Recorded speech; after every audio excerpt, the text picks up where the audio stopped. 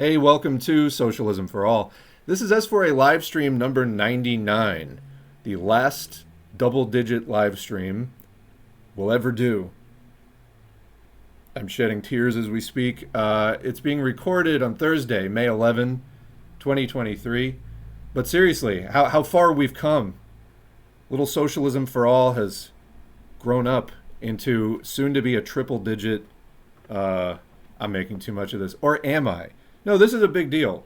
Today, we're going to do what I'm calling a meatloaf show. It's a leftover casserole of all the stuff I've had kicking around. Not all of it, actually, but a fair amount of stuff that I've had kicking around, and I didn't get to it in one stream, and I didn't get to it in another stream.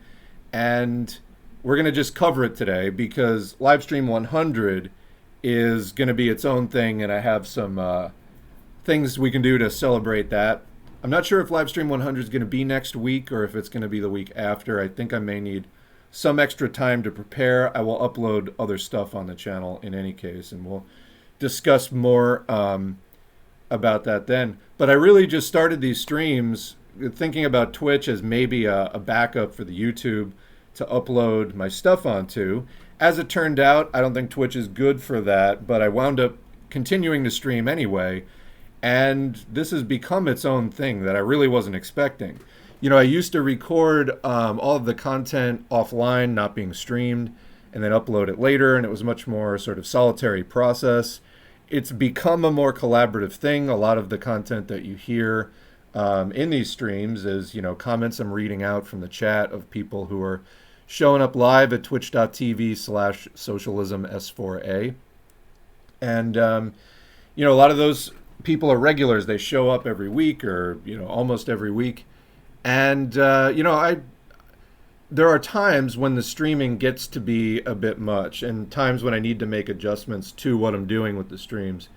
But, you know, I was thinking about it, and I really don't want to give up what we've formed here, you know.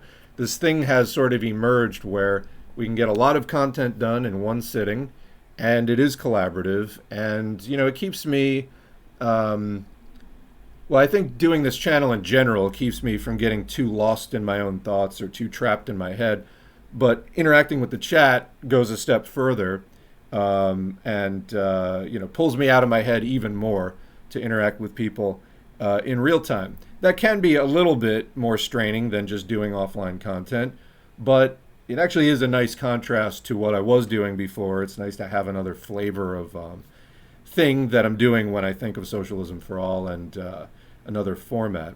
So we definitely will keep doing live content. I think that maybe after Stream 100, I have a few other ideas for research topics that I'd like to launch kind of series on. We recently started picking up the topic of artificial intelligence and implications for the class struggle, implications possibly for human existence. There's, I think, a lot more there. That's a topic that is only going to get bigger and bigger in the next few years. But there's other topics I want to get into as well, and I'm trying to figure out how to juggle it all on the budget that we have. So speaking of the budget, let's thank the patrons before we get too far into anything else. There's a couple of people who signed up today whose names aren't on there yet. Otherwise, this is up to date. Patreon.com/socialism for all. If you want to become, you know, a regular sustaining supporter from $2 a month on up, that's great. If you just want to sign up, you know, pitch in $5 or $10 and then cancel, it'll bill you as kind of a one-time thing, and then it won't renew because you'll have canceled. So either way, if you want to support the channel, patreon.com/socialism for all. We don't run ads, we don't do sponsorships. This is just viewer supported and non-commercial, as I believe anything related to socialism should be. So thanks again to the patrons, as well as, well, we're kind of thanking the people who show up for the chat regularly, everybody else who contributes research links, story ideas, or just shoots the shit. There's a number of people that I have you know, developed a rapport with through doing this channel, and I appreciate and value the contributions there. So yeah, like I said, kind of a leftover show before we get to Livestream 100. So what do we have left over?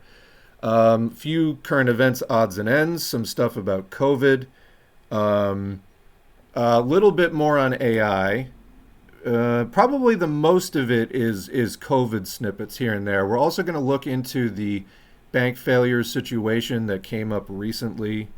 I think that's about what we've got for today. But while I'm looking at it, let me go ahead and just rearrange this so I don't get thrown off again next time. Anyway, I'm joined in the chat by 45 viewers over at twitch.tv/socialism-S4A. And we were just chatting for a while earlier about this and that. The topic of 9/11 came up. We were talking about that for a while. And sometimes it's just nice to talk. And there's somebody, Simon's talking about the It's a Frame call. Chilled me to the bone. That is the most disturbing thing I've ever listened to. Yeah, like I said, there's a lot there. There is a lot there. Do I have a camaraderie account? No. I'm actually pretty happy so far with the way that the Patreon is working. So that's the easiest way if you want to kick in some money. Like I said, if it's recurring, then I know what I'm getting from month to month. But you can do one time through Patreon as well because it will bill you when you sign up. All of it's appreciated and is encouraging. But anyway, where I was going with that was there's a lot of content I would like to do. I am not able to do this channel on anything like a full-time basis. Some people are like, wow, you upload so much. I upload as much as I can. And, you know, I'm realistic. Like, the channel is not that big. We're at 14.4 thousand subscribers. I think we have great representation on the Patreon of people who also chip in some money. Reality is that has grown a lot. It's much appreciated. I still can't do this anything like full-time. I'm not sure I want to do this full-time. That said, you know, I do think it would probably be offline content because the live streaming stuff can be a bit taxing, just being in a particular place at the same time, you know, from week to week. That can be somewhat difficult to manage, whereas sometimes, you know, recording stuff offline can just be easier. You do lose the interactive part, but then you can also catch up on it in the next live stream if somebody asks a question about, you know, a video that got posted or something like that. But anyway, in any event, we'll keep streaming at least a couple of times a month for definite. But yeah, like I said, there are other topics that I do want to get into. We talked about the Cookin with S4A series, and so pretty much I'm continuing to organize my notes on that. That is going to become a real thing at some point. It's going to be less a cooking show. We will discuss recipes and how to use foods, but there's also going to be a strong component of sort of the political economy of different foods. You know, there are different channels out there that do food history stuff, like there's Tasting History, kind of like that guy. You know, just does interesting historical things about food. But being that this is a Marxist channel, kind of getting more into the political economy of food. Where is it grown? What's the history of it? What are the economics and politics around that food? You know, what is the political and economic significance of that food? How is it traded? Is it traded, quote, you know, fairly? Certain crops are cash crops that are really just traded for export to get money, but you know, that leaves the country growing them using lands that should be used for agricultural self-sufficiency, instead used to just grow things for money. Coffee is one example. Coffee is utterly non-essential for human life, but there are countries that just grow coffee, or chocolate is another one. Now, I'd put cacao closer to being essential for life. I think it's essential for mine. No, I think it's just one of life's great pleasures. But there are many places where, like in Africa, the farmers who grow cacao have never tasted chocolate. They just do not get paid enough money to even like eat their own product, basically, nor do they even know how it's used. So there's kind of crazy stuff around food. So again, this being Marxist, we will get into probably at the end of each video some recipes of how to use a food, starting with the staples, you know, wheat, barley, oat, rye, corn, rice, and other, you know, basic staple grains. all of which are basically giant grass seeds, but we'll get more into that when we actually get into it. But yeah, doing political economy and the history of the food, as well as, how is it used today and some example recipes. But it's not really going to be like a, cooking techniques show, although we will touch on basic cooking techniques because knowing how to make your own food is cheaper and healthier and just something that everybody really should know. But having food literacy, that's important. But again, from a Marxist perspective, understanding how the world food economy works, that's, I think, going to be it. And we'll go through, all the major categories of food: grains, beans, nuts, vegetables, fruits. I'm vegetarian. We will get into meat to some extent, but will not be a major focus. And then beyond that, the things that make food taste good: condiments, herbs, and spices, ranging from the culinary to the medicinal, and planning another kind of series about that as well. There's overlap. There are some spices that are, more exclusively culinary. Many of them, though, do have at least some medicinal properties, or they will have a relative that will have more medicinal properties. A good example is basil. So basil is used, it's a leafy herb, but it has a relative, holy basil, which is used as a tea and may help people to control blood sugar and with regulating stress response and different things. So food, there's the concept of food as medicine. We'll definitely get into that as well. And then there's, like I said, some herbs that are less culinary and more consumed for medicinal effect. This is something not so much in U.S. culture.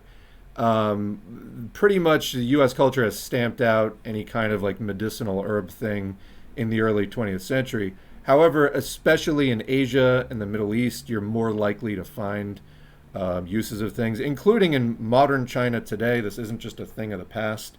There's a lot of herbs that are stronger than food, not quite as strong as drugs, but exert some kind of beneficial health effect. Of course, this is very controversial to say in the U.S.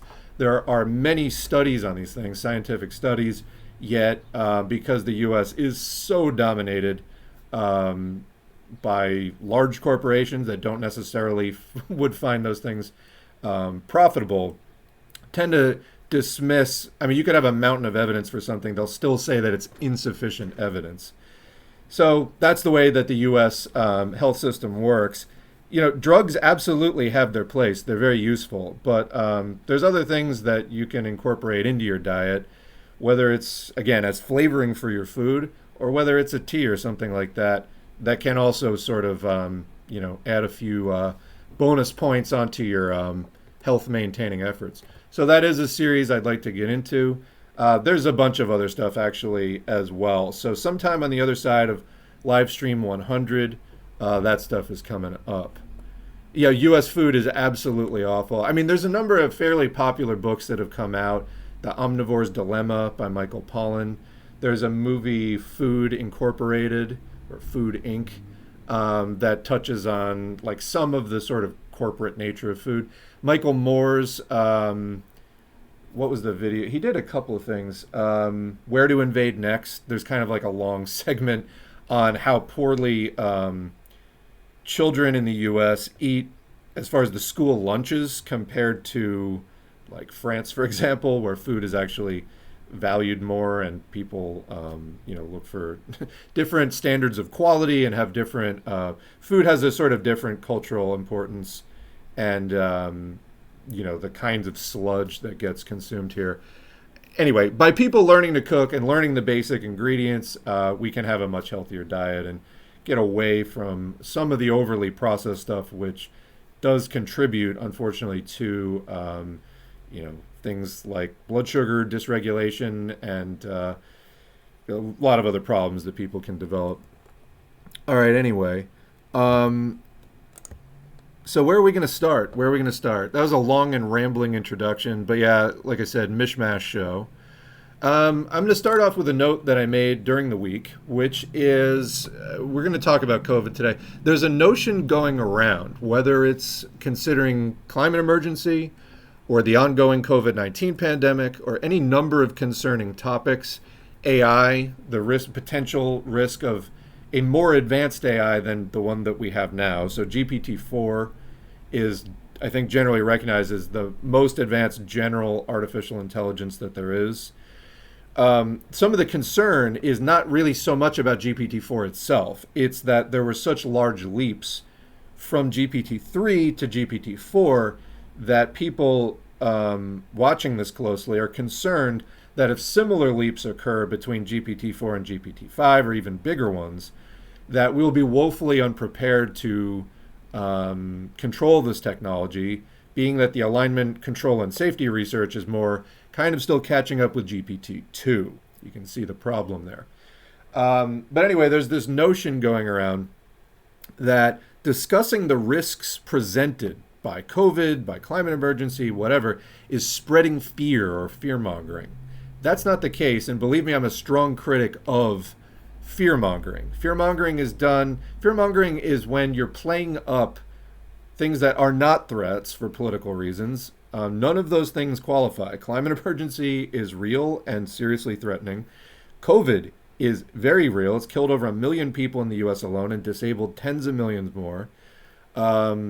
AI, now rapidly emerging computing technology, and roughly doubles every 2 years. And again, large leaps from GPT-3 to GPT-4. Where will we be at GPT-6 or something like that? And would this thing be able to act autonomously in ways that we don't predict? So anyway, it is not spreading fear or fear-mongering to try to assess and prepare for the risks of that. And I would suggest that people who try to shut down conversations on the basis, of something like that, not only can they not handle logical analysis when the implications of the analysis of a situation become emotionally difficult for them, but that they also really don't care for life and don't have a responsibility, sense of responsibility for the world. Because when you have a sense of responsibility for the world and you have a sense of love for the many species that we have co-evolved with and for other humans, it means that you have to think about uncomfortable things, emotionally uncomfortable things, in order to ask yourself, what would you do if it were all threatened someday? When you're secure in your connection to these things and you care about them, that means looking ahead to how to protect them, even when it's scary to think about that. It's a sign of weakness to try to shut down discussion about difficult things. And this goes, for capitalism and inequality itself as well. When you just try to shut down conversations like that, oh, it's fear. And you see this with the anti-maskers and people who just are trying to do the ostrich method of like head in the sand on COVID. You actually have to worry about the shot. See, they think that the shot is the scary thing because it's something that we control. You can either get the shot or not get the shot.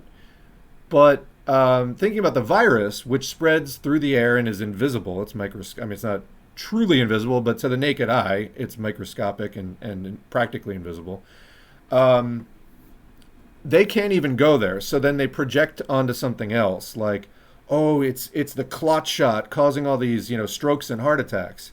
Like, buddy, I got news for you. If you don't like the vaccine, you should hate the virus, because the vaccine has a very small amount of what the virus puts in your body in abundance. You don't like that spike protein in the vaccine? Or the mRNA instructions to make the spike protein, whatever. The net result is you get some spike protein in your body. The small amount that the vaccine trains your immune system on pales in comparison to the amount that the virus puts in your system. But see, the reason that they focus on the vaccine instead is because they can't bring themselves to cope. And I don't mean cope in the derogatory way that people mean it now. I mean, actually think about and emotionally wrestle with the implications of, hey, there's this thing with the spike protein. It's causing strokes and heart attacks and deep vein thrombosis and brain damage and all this other stuff that it's causing. Death, just straight out death. They can't cope with that. They can't deal with it. Their minds shut down and they start defending themselves mentally and emotionally by projecting onto something else and then accusing us, those of us who can handle this thing. When adults confront a problem in their environment, the responsible adult thing to do is to deal with it. However, they can't keep up. And so they accuse those of us who are responsible and mature and emotionally secure enough to think about these difficult subjects of, quote, spreading fear. Well, I'm sorry you're afraid of it, but this is projection. So anyway, just wanted to make that point. That pisses me off to no end. You see it around AI as well. I'm sorry, we live in a modern world which produces a lot of cool stuff, and there's a lot of, possibilities to do amazing things.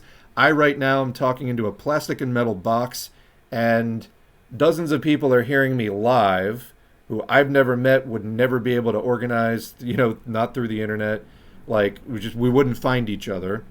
And it's also going to be heard later by thousands of people when it's, recorded and then uploaded to YouTube and Spotify and SoundCloud and all that. I mean, there's a lot of amazing things happening, but it's also a dangerous world. This technology also has unforeseen consequences. It has malicious uses and so on.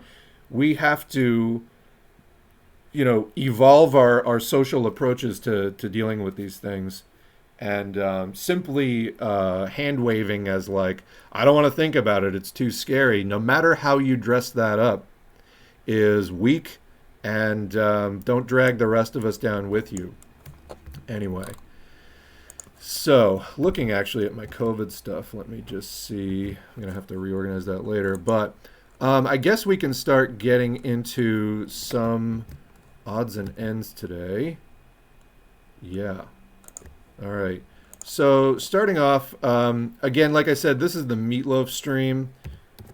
And just some odds and ends. There was a thing trending last week that there was an Associated Press article talking about DIY HRT. And so this was something that came up in the trans community about people getting sort of DIY hormone therapy. And don't share these things in the mainstream press unless you want them to be attacked and shut down. So this was a tweet: with the whole DIY HRT thing out in the Associated Press, you may want to consider giving basic political education to our trans siblings.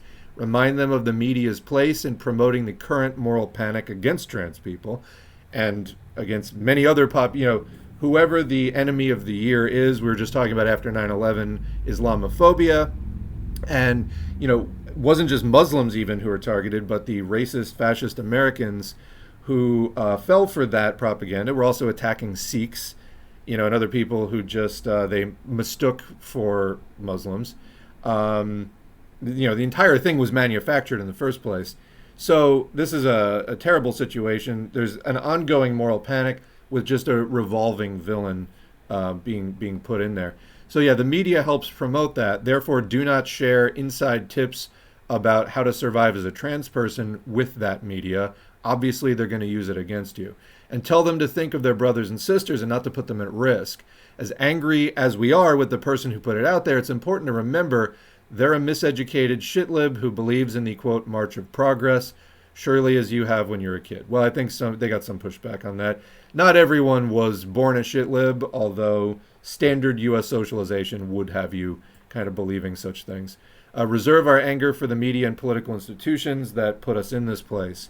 I'd say yes, they have the majority of the blame.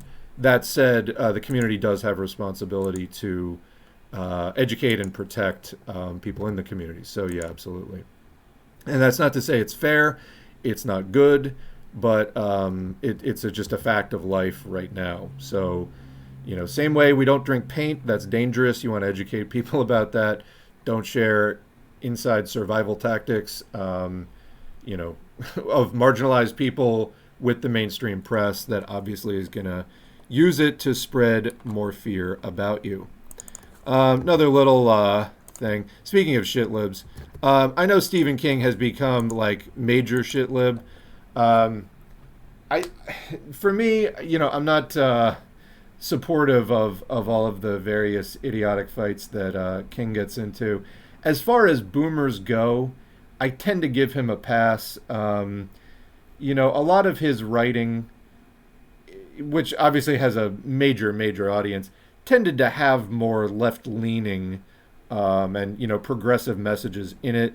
He's a multi-millionaire author at this point. I don't know what else you would expect from him, really, but to sort of be very bourgeois, because he literally is.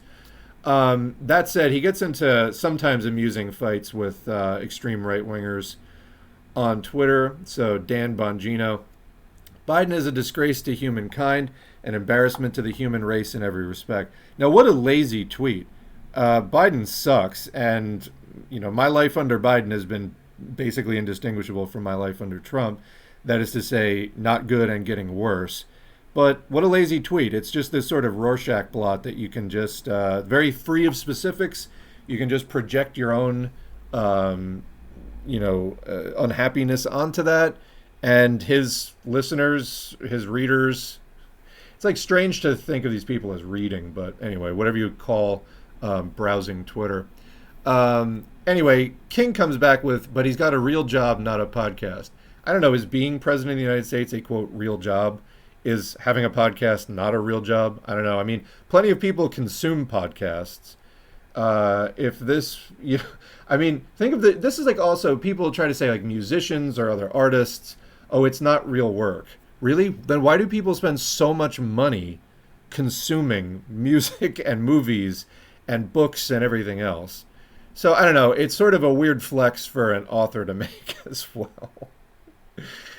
Anyway, then it gets worse. Bongino: yeah, you're right. Millions of listeners a day on a podcast while you're watching porn in your mama's basement? Stephen King's like 75? Is he watching porn in his mama's... does he not know who Stephen King is? That's a really, really weird... was this response pulled out of a hat of, how to deal with hecklers? While you, Stephen King, are watching porn in your mama's basement, yearning for the days that people actually gave a shit about your dumbass. I am pretty sure Stephen King is literally the best-selling author of all time. Nice comeback, dipshit. Get a job, loser. I know it's Twitter, but nice comeback, comma, dipshit. Get a job, comma, loser. We can use social media and still punctuate accurately. Anyway, just one of the many things that you're missing out on if you're not on Twitter. And maybe that's a good thing. I don't know. Okay. Any more random dumb shit? So, yeah, there's apparently some guy named Carol Marx. I think he's a streamer.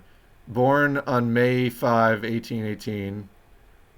That must be a typo. He has been one of the most influential political thinkers. Oh, okay. So he is a streamer. For the past 150 years. Exploitation, war, hunger, environmental damage, and poverty are not problems to be solved by the for-profit system, also known as capitalism. We need new ideas for the 21st century. And again, we already have the new idea. It's called socialism. But yeah, a little tip of the hat from the Ohio Green Party to Karl Marx there. What else do we have in the odds and ends category here today? Just a meme. Just a meme while we're talking about trans issues. Basic math. Hey, you can't do the square root of -1. Advanced math. Actually, don't tell the basic people, but we do have a trick for that. Basic physics. There are 3 states of matter. What are they? Say them with me. Liquid, solid, gas. Advanced physics. Well, there's, as you can see, 4 is crossed out. There's also plasma, which is a very high energy state of matter. But actually, no, even beyond that, there's 7 states of matter. That's what you learn in advanced physics, although you might not need to know that in basic physics because the other states are much more exotic. Basic biology, 2 sexes, male and female. Advanced biology. And you can see that the student in each of these is very calm until it gets to my 2 Genderinos. We did, I think it was Livestream 93, we did trans issue basics. I am working with somebody to do an intermediate, sort of a part 2 of that, kind of follow up on that more. I think, sex education in general, not just related to transgender issues, but sex education in general, I think, is taken for granted maybe by people who got decent sex education, and is a really liberating thing. That's another thing I'd like to... We were talking about, cooking with S4A before and getting into the political economy of food and some health topics around that. I think also, getting into some sex education probably would be in order. Anyway, what else do we have? So Harry Belafonte died. This was a couple weeks ago. I had this kicking around. I kept missing it in my folder of clips to share. So Nick Estes from the Red Nation there. April 25th, Harry Belafonte was a fierce critic of U.S. imperialism, called for nuclear disarmament, and backed the Cuban and Bolivarian revolutions, also pushed for the freedom of indigenous political prisoner Leonard Peltier, rest in power. Another tweet, quote, "About my own life, I have no complaints," Belafonte wrote in his autobiography. "Yet the problems faced by most Americans of color seem as dire and entrenched as they were half a century ago. Rest in peace, rest in power, Harry Belafonte." So, I mean, that's the case. Here's a guy who he did okay, had no complaints about his own life. However, the average person that did not, happen to beat the odds and get rich, the problems faced by most Americans of color seem to be as dire and entrenched as they were 50 years ago. Accurate. So the struggle goes on, and there are a variety of narratives out there that we're living in like a post-racist society or something like that. Absolutely not the case. Speaking of, so Jordan Neely was a street performer in New York City for many years, was well known for his Michael Jackson impersonation that he would just put on to perform for people in the subways. And so he was murdered. I'm not going to get into details of this, but you can find it, for example, at Breakthrough News. Has a short video on it here. I did want to mention it because there have been big protests in New York City. I don't know if this is going to turn into a George Floyd type moment again. It's the same time of year that happened, well poised for people to get up and out in the streets. But yeah, so protests have been erupting for days, demanding accountability for Jordan Neely's killer and significant new investments in housing and healthcare because Jordan Neely was unhoused. One thing I need to do, I've been putting a lot of effort into the streams and have been happy with that. We also started a while ago the homelessness or homeless industrial complex playlist. And I got kind of stuck on a very long reading that I haven't finished yet. Want to get back to that. Again, trying to find that balance between the streaming and the offline content. But the housing crisis going on in the United States is just getting worse and worse. Look up, if you want to really see a shocker, if you haven't looked at the housing market at all lately, the housing price index, it is at an all-time high right now, well above the 2005 era housing bubble that was one of the factors in the 2008 global financial meltdown. But we have an all-time high of housing prices. They're not building new houses enough. And we have a homelessness crisis because we have a housing crisis. They are one and the same. Homelessness is caused not by personal failing, a lack of affordable housing. That's what causes homelessness. It is also a modern phenomenon, primarily from the neoliberal era. We've discussed that in other videos in the housing crisis playlist that you can find on the channel. But I would encourage you to look up more about the Jordan Neely protests and get involved with that if there's something going on in your area. What else do we have? I wanted to also give a shout out to Michael Rossi. So there's a channel, Michael, Michael, Rossi, Rossi. He is a professor at Rutgers University who does a lot of academic coverage of the post-communist, like ex-USSR states and that entire region, has been covering the war in Ukraine, the Russian invasion of Ukraine, as well, in, I think, the most detailed and balanced way that I've seen from anyone. Again, he's an academic, and I think a credible one from what I've seen. I've watched a number of videos of his about that, and they cut through the propaganda on both sides. There's lots of NATO propaganda, there's lots of Russian propaganda, but I've been fairly impressed with the way that he has kept that balance, because no one is right in that situation. And all of the dirty dealings that NATO does also doesn't let Russia off the hook for the things that it is doing. This is an inter-imperialist war. And he has actually a very good video I was just watching, which is the war in Ukraine 1 year later. And basically, the one common denominator is nobody, no matter what position you were starting from in the Russia-Ukraine war, nobody thought that a year from now they'd be in the position that they are in. No matter where they started and no matter where they are now, nobody thought, at least according to their initial statements, that they would be where they are today. It's been a thing. Russia made significant gains, then Ukraine turned things around. The war goes on and on and on. We're in, what is this, the 15th month now? And there's really no end in sight. Probably eventually there will be a negotiated peace. More countries have joined NATO. Everything is worse and more unstable than it started out. And speaking of the political economy of food, Russia and Ukraine are both major wheat exporters, wheat being one of the staple grains for half the world. They also grow barley and other things for export.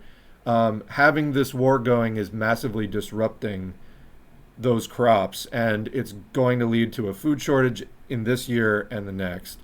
So anyway, but shout out to Michael Rossi, not a Marxist, but if you want to see fairly even-handed coverage of that, I have liked what I've seen so far. What else do we have here? There's an article I wanted to at least mention. The Tucker Carlson firing came up recently. New York Times ran this story. Carlton's text that alarmed Fox leaders. It's not how white men fight. The discovery of the text message contributed to a chain of events that ultimately led to Tucker Carlson's firing. Now, people were talking about the settlement that Fox News made with the voting machine company that was almost $1 billion. I think it was $800 million. And that's a lot of money. And Carlson got fired like the next day or something like that. It was very, very shortly afterward. Now, Tucker Carlson also has a lawsuit, I believe, pending against him, revolving around allegations of sexism and creating a hostile environment on the set. Not even slightly surprising given the political content of that show. But people said, no, Tucker Carlson actually he believed that the election was fair and that the people who were saying that it wasn't, the text messages show that privately he was against that. Well, okay, that sort of actually makes his public support for the rigged election thing that much worse because he didn't even believe it but went along with it. Anyway, that actually makes him look worse, not better. But, the sort of low standards of critical thinking for the people who are into this kind of stuff. Anyway, getting into the text messages, though, I just want to go a little bit deeper on this. I'm not going to spend a huge amount of time on it. Tucker Carlson's a piece of shit. Let me just make that super clear.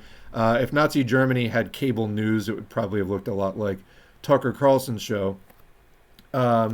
This is not a person any socialist or communist should be supporting. If you think that you are a socialist or communist of any stripe and you're like thinking Tucker Carlson isn't that bad, turn in your socialism card, go study up on what fascism is, what you're doing wrong, then maybe come back. But this is incompatible with anything remotely socialist, what Tucker Carlson is doing. So in the message he sent to one of his producers in the hours after violent Trump supporters stormed the Capitol on January 6, 2021, Mr. Carlson described how he had recently watched a video of a group of men, Trump supporters, he said, violently attacking, quote, an Antifa kid. It was 3 against 1 at least. Then he expressed a sense of dismay that the attackers, like him, were white. Quote, jumping a guy like that is dishonorable, obviously, he wrote. Quote, it's not how white men fight, he said. But he said he found himself for a moment wanting the group to kill the person he had described as the Antifa kid. So yeah, if you're like rooting for the guy that wants to kill Antifa people, turn in your socialist card, you're doing it wrong, like utterly and completely. And yeah, this goes for all the Jimmy Dore people and everybody else that think you're lefties. You're fucking not, okay? You're really, really, really not. Let's just take a moment, everyone, to remember that Jimmy Dore has bad politics and they're getting worse. All right? Anyway, there's the text there. The thing that I think was being suggested in this article was and I'd seen it suggested elsewhere, that Fox settled the suit in part because they did not want a number of things coming out in open court. So the text alarmed the Fox board, which saw the message a day before Fox was set to defend itself against Dominion voting systems before a jury. The board grew concerned that the message could become public at trial, which obviously now it has anyway, but they were trying to prevent that. When Mr. Carlson was on the stand, creating a sensational and damaging moment that would raise broader questions about the company. The day after the discovery, the board told Fox executives it was bringing in an outside law firm to conduct an investigation into Mr. Carlson's conduct. Anyway, I don't want to get too far into this otherwise, but there was that question of why Tucker Carlson got fired. Now, I don't think he's done in journalism. He has a large fan base. There's a lot of right-wingers that do follow him and are very excited about him. Plus, now they have the fake victim card that conservatives love so much that, oh, you got fired for telling the truth. No, he didn't. He got fired probably for costing his employers a lot of money and potentially, being poised to cost them more money. That's usually why employers actually fire people. Fox News, believe me, well, first of all, what he was reporting wasn't the truth in the first place. And anyway, just throw this entire dumpster fire away. Did want to get into that briefly, though. Also, wanted to get to this in a previous stream. This is like as close as we're going to get to a clips show, I think. Although it's new stuff, not old stuff. So I don't know who this person is, Tavi Costa on Twitter. But so bank failures and banking crisis was trending recently. Why? Well, the First Republic Bank that was saved during the recent round of SVB, Silicon Valley Bank, and Signature Bank. The First Republic Bank almost went down, but then it got saved by some big banks buying it. Well, then that went down too, just last week or so, about 6 weeks after it got, quote, saved. So according to this tweet, a reminder that back in the global financial crisis, 2008, over 150 banks went out of business. Today, 4 failures, the ones that we were just talking about, already equate to nearly the entire amount of assets that financial institutions held during the banking crisis issue of 08 and 09. So there you see bank failures by year. The blue or turquoise, whatever line, is total assets in millions. Already, just these few banks failing has taken down more more dollars than the 150 banks going down before took down. And it's just getting started. So there's all kinds of reasons for this. Actually, Breakthrough News did have a good clip about this recently. Second BT News mentioned in the same video. But I did find that pretty good. There was another channel I was watching that broke it down pretty well. But basically, when the Fed has been jacking up interest rates to combat inflation or whatever they're doing, disciplining labor, etc., it also made the bonds worth less. So some of these banks are holding treasury bonds. Those are worth less. Then they had to sell them at a loss. This contributed to the panic. Anyway, I don't feel like summarizing the whole thing right now, but if you're not already caught up on that topic, what we've got is the beginning of the problem now with these few banks, not the end of it. Because obviously inflation is still insanely out of control. Just going grocery shopping, you can easily spend like hundreds and hundreds of dollars just doing a single trip. It's everything. Just prices are out of control, and there's really no end to this in sight. We were just talking about the housing market at an all-time high. This is all stuff that was going on prior to 2008. They seem to be wanting to stave off a 2008 type collapse scenario for as long as possible, but that day is coming, and it is going to be hideous when it actually arrives. If you think 2008 was bad, this will be worse. Again, they're delaying it and delaying it and delaying it, but it's going to catch up at some time because line keeps going up. Line cannot keep going up forever. When it comes to prices, people run out of money eventually, and the system will break down. But then within the banking system, there are some other specifics as well. So if you're asking yourself whether the Fed will allow the same systemic problem to unfold today as did in '08, look no further than gold prices starting to sniff around liquidity injections to sustain financial stability. So people who are unfamiliar with gold, gold was kind of like the big contrarian libertarian thing prior to Bitcoin. as like a store of value, and anyway, a lot of other stuff there. The gold bugs, Ron Paul and his pot of gold at the end of the rainbow. Um, when people are trying to get out of currency like the US dollar, a lot of times they will buy something seen to be more stable, such as gold. And then Bitcoin has sort of been, like number two in popularity when it comes to stuff like that. But let's go into an article about this, about First Republic Bank, because I was curious about some of the details here. This is from Market Watch. SVB and First Republic are just the first of many U.S. banks that will fail, if you believe 800 years of history. This is by Mark Holbert. So, calling this the beginning stages of a systemic bank distress episode. The banking crisis that began with the collapse of Silicon Valley Bank and now the failure of First Republic Bank is far more serious than it initially appeared. And let's not forget either FTX, the huge cryptocurrency firm that was getting its fingers into every pie, a mega donor of both the Republican and Democratic parties, turned out to be operating on massive fraud. I have a feeling crypto is going to get blamed for the next crash rather than capitalism itself. But so keep an eye out for that. And again, as Marxists, we need to point out these kinds of crises are inherent to the capitalist system, especially after they took some of the stabilizing reforms off of the system in the 90s. Glass-Steagall being one. There's a number of different ones. Anyway, the banking crisis that began with the collapse of... read that sentence. Two finance professors were warning of this 6 weeks ago. Andrew Metrick of Yale's School of Management and Paul Schmelzing of Boston College and Stanford's Hoover Institution. In a study circulated in late March by the National Bureau of Economic Research, they argued that the FDIC bailout of Silicon Valley Bank was almost certainly not an isolated event and was instead symptomatic of a much bigger problem. The professors reached their conclusions by comparing regulators' behavior in the current crisis with how they reacted during almost 2,000 historical banking sector interventions in 138 countries dating back to the 13th century. This gave the researchers insight into the likely severity of the current crisis. As Schmelzing put it when I interviewed him 6 weeks ago, we don't directly know how bad things really are right now in the banking system, but we can look at the behavior of the regulators who presumably know a lot more than we do about how bad it is.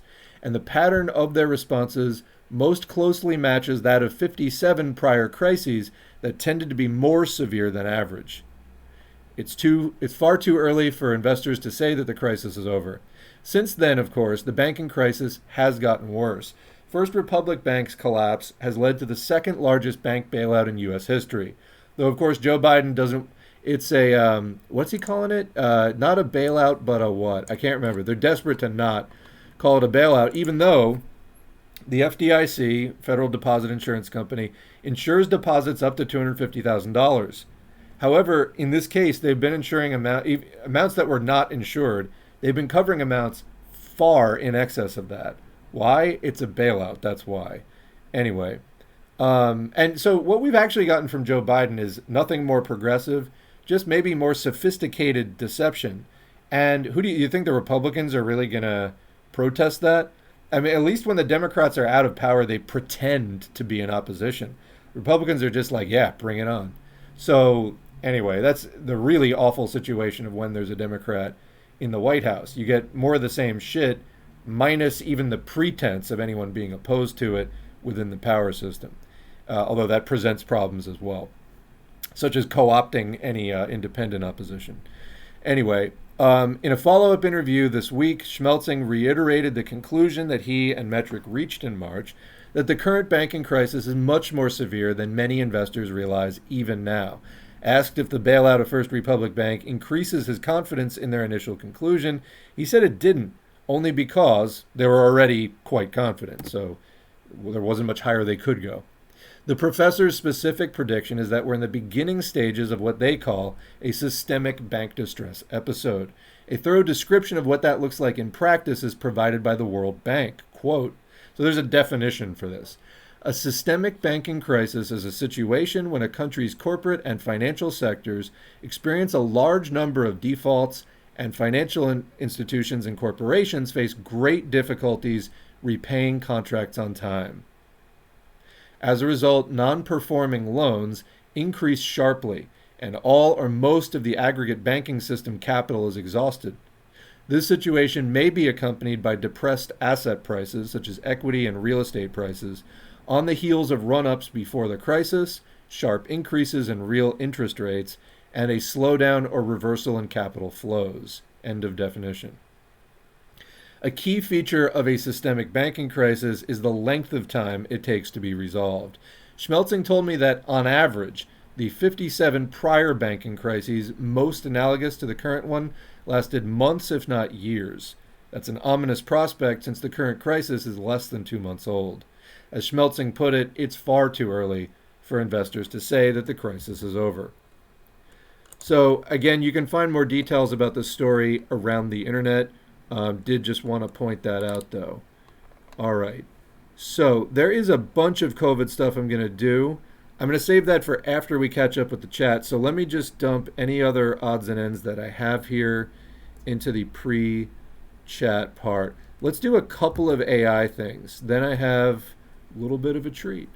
This is not mostly the utter doom stuff, but where do we have it? What did I save this as? AI Workers Union. There is like a union of AI. Oh, there it is. Blended in with something else. So this is from Time. 150 African workers for ChatGPT, TikTok, and Facebook vote to unionize at a landmark Nairobi meeting. So there's a picture of Daniel Motong, a former Facebook content moderator who in 2019 was fired by the outsourcing company Sarna during an attempt to register a union. He's speaking on stage to 150 workers in Nairobi on May 1st, International Workers' Day, shortly after they voted to establish the Content Moderators Union. Well, good for them. That is really good. Oh, you can see up at the top there, she worked for Tucker Carlson. Now she's suing Fox News. That would be the lawsuit that I mentioned. So let's get into this. And somebody also wanted me to mention the Hollywood workers' strike. There's been so much coverage of that already. I'm just going to mention it rather than doing an article. But I haven't seen much else on this. So more than 150 workers whose labor underpins the AI systems of Facebook, TikTok, and ChatGPT gathered in Nairobi on Monday and pledged to establish the first African Content Moderators Union, in a move that could have significant consequences for the businesses of some of the world's biggest tech companies. The current and former workers, all employed by third-party outsourcing companies, have provided content moderation services for AI tools used by Meta, ByteDance, and OpenAI, the respective owners of Facebook, TikTok, and the breakout AI chatbot ChatGPT. Despite the mental toll of the work, which has left many content moderators suffering from PTSD, as they say, not reading the comments is self-care. It's literally their job to read them. I can tell you as well, just moderating S4A, yeah, that can give you PTSD. A lot of the comments massively suck. Their jobs are some of the lowest paid in the global tech industry. And by the way, the reason you don't see the comments that really suck is because I'm working hard at that, so you're welcome. But yeah, it takes a toll. With some workers earning as little as $1.50 per hour. As news of the successful vote to register the union was read out, the packed room of workers at the Movenpick Hotel in Nairobi burst into cheers and applause. A video from the event seen by Time shows. Confetti fell onto the stage, and jubilant music began to play as the crowd continued to cheer. The establishment of the Content Moderators Union is the culmination of a process that began in 2019, when Daniel Motong, a Facebook content moderator, was fired from his role at the outsourcing company Sama. Oh, sorry, I read that as Sarna before. The text was really small. Sama, after he attempted to convene a workers' union called the Alliance. Motong, whose story was first revealed by Time, is now suing both Facebook and Sama in a Nairobi court. Motong traveled from his home in South Africa to attend the Labor Day meeting of more than 150 content moderators in Nairobi and addressed the group.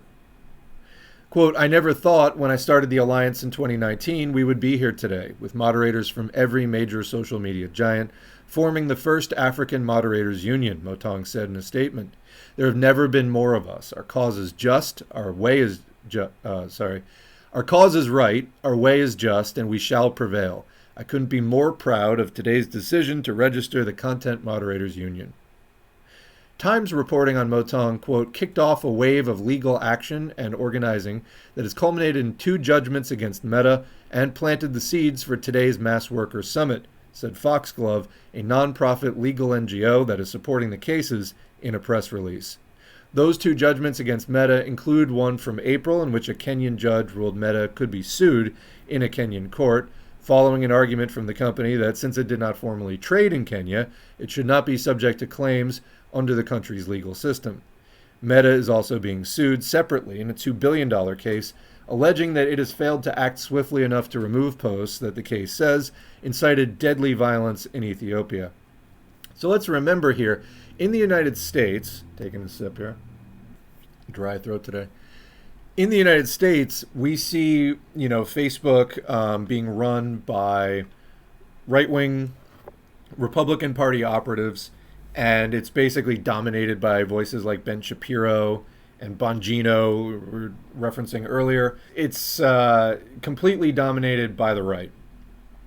Now, in the United States, where things for the moment, we have mass shootings, we have all kinds of, open violence, yet it has not erupted into civil war or that sort of open, organized conflict. It's still sort of one-offs of individuals here and there.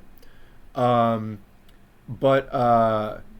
that's not the case in every country where Facebook exists. So anyway, being, removing posts that incite deadly violence in Ethiopia, I don't know the specifics of that case, but what we see in the United States, it's happening elsewhere as well. These social media platforms are being exploited by the right wing to horrific violence. Anyway, continuing, quote, it takes a village to solve a problem, but today the Kenyan moderators formed an army, said Martha Dark, Foxglove's co-director, in a statement. From TikTok to Facebook, these people face the same issues. Toxic content, no mental health care, precarious work. These are systemic failures in content moderation. Moderators from TikTok, employed by the outsourcing company Majorel, also said that they would participate in the union. Quote, seeing so many people together today was incredible, said James Oyange, a former TikTok content moderator at Majorel, who has taken a leadership role in organizing his former colleagues. Quote, people should know that it isn't just Meta. At every social media firm, there are workers who have been brutalized and exploited. But today I feel bold seeing so many of us resolved to make change. The companies should listen, but if they won't, we'll make them. And we hope that Kenyan lawmakers and society will ally with us to transform this work, unquote. Workers who helped OpenAI detoxify the breakout AI chatbot ChatGPT were present at the event in Nairobi, and they said that they would also join the union.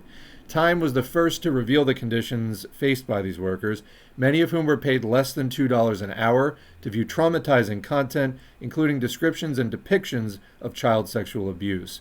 Quote, for too long we, the workers powering the AI revolution, were treated as different and less than moderators, said Richard Malthengi, a former ChatGPT content moderator who worked on the outsourcing company Sama's contract with OpenAI, which ended in 2022. Quote, our work is just as important, and it is also dangerous. We took an historic step today. The way is long, but we are determined to fight on so that people are not abused the way that we were.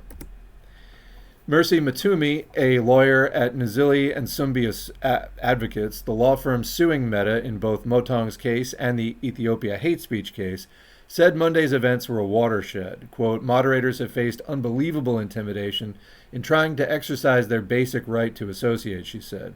Today they have made a powerful statement. Their work is to be celebrated. They will live in fear no longer. Moderators are proud of their work, and we stand ready to offer the necessary support as they register the trade union and bargain for fair conditions. Foxglove, which is funded in part by the Ford Foundation and the Open Society Foundation, paid for the Nairobi event along with Super Lab, with 3 R's, a German nonprofit.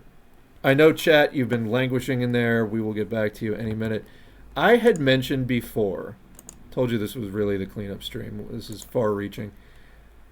I had told you before that Ronald Reagan had promoted worker cooperatives in order to as basically a plank of anti-communism and worker ownership, not just cooperatives but employee ownership, which can take forms other than cooperatives per se, not necessarily very horizontal in their management, but like ESOPs, employee stock ownership programs.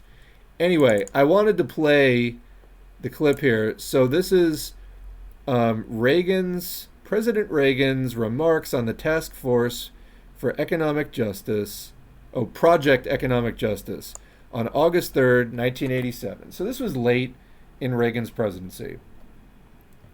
Reagan, you may or may not know, started out as kind of left-wing, like a union activist within the acting world.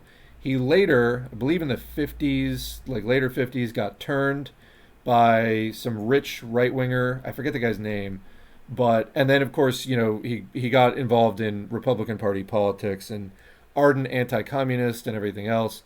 So I wonder how much of this draws on some of Reagan's interest in labor stuff early on, but that obviously went in a very anti-communist direction.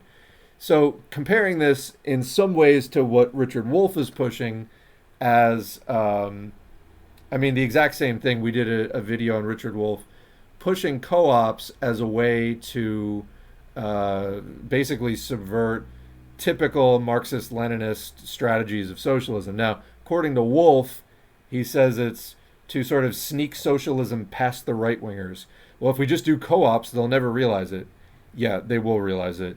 But what you're actually encouraging is more of an anarchist or mutualist viewpoint, which may not actually be very effective in the long run. The reason that they expect us to do Marxist-Leninist type stuff, forming a party, having a revolution, nationalizing the major industry first, not building from the crumbs up like the co-op sector usually is. Co-ops usually are businesses that were not profitable enough for a capitalist to run, that a capitalist discarded, and that got taken over by workers, things like that. That is kind of typical co-op sector stuff. There are some exceptions to that, but it's not, major pillars of the national infrastructure, that's for sure. But I wanted to show some of Reagan's remarks here, just for the record, and if you haven't seen these before, let's watch. The President of the United States.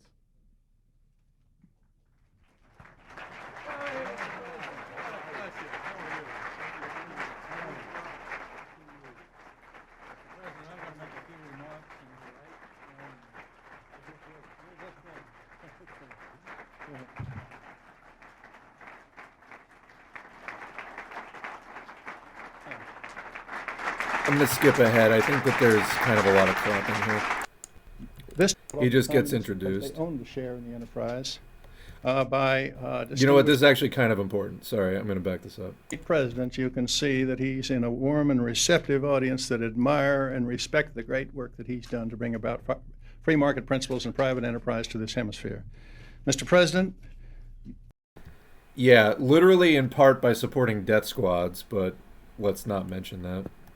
This task force that presents this report to you today was created by a bipartisan commission of Congress led by Senator Long, who's in the audience with us today, and a number of close friends of yours who believe in the free market principles. The task force had on it representatives from the Steelworkers Union at Weirton Steel, advisors from La Prensa Project in Guatemala that fought off the communists because they owned a share in the enterprise.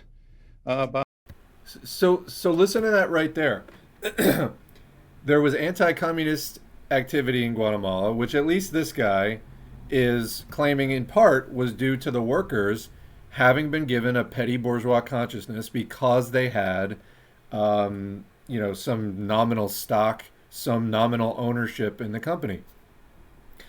Would communism have been better overall? Yeah, absolutely, because then all the workers in the country, the economy would actually be democratized, and you wouldn't just have this petty bourgeois, this one factory has at least nominal ownership by the workers. That's exactly what co-ops do within the context of capitalism. They make petty bourgeoisie out of the workers that participate in them.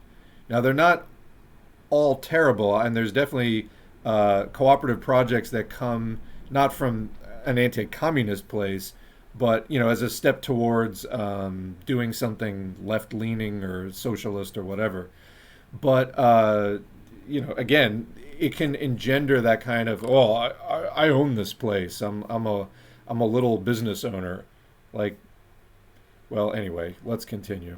By distinguished scholars and economists across the country.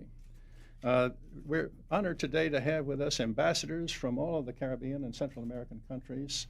The Minister of Planning from Costa Rica, whose President Arias, has supported and endorsed the concepts that we will enunciate today under your leadership. You have brought about privatization, deregulation, and lowering taxes, which has stimulated our economy so that we now have 8 million new employed people in the United States during your tour of duty. Yeah, with worse jobs. What did I say before about the slogan of neoliberalism? That was almost word for word. Privatization, deregulation, and defunding, which he put as cutting taxes, which obviously fund public programs. That is it in a nutshell. Privatize, defund, deregulate. So there you go.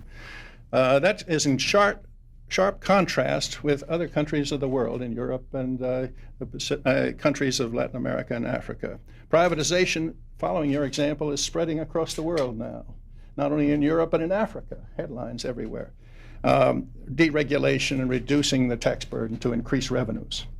Mr. President, you will be remembered long after you leave this post for many great, wonderful things that you've done. I believe this will be one of your great legacies. You said in Tokyo 2 years ago, a year and a half ago, in the post-war period, the world has undergone a kind of experiment in which two basic development models have been tested.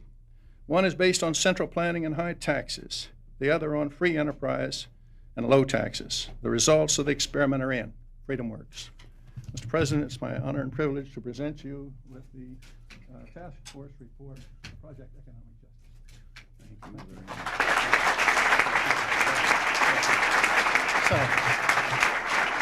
Thank you. All right, so he's about to start talking.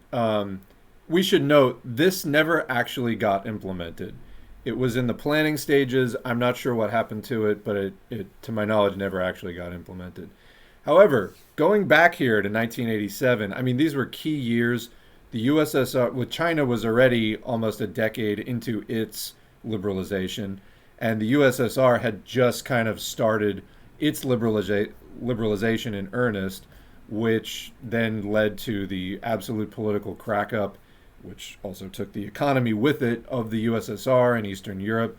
This was devastatingly bad time, and these were the people who were cheering it on, ideologically planning it, and gloating when it happened. As far as freedom works, no, we're now 35 years into this, and it's the reason that you don't have medical care, can't afford education, housing prices are insane. That's the actual legacy of this.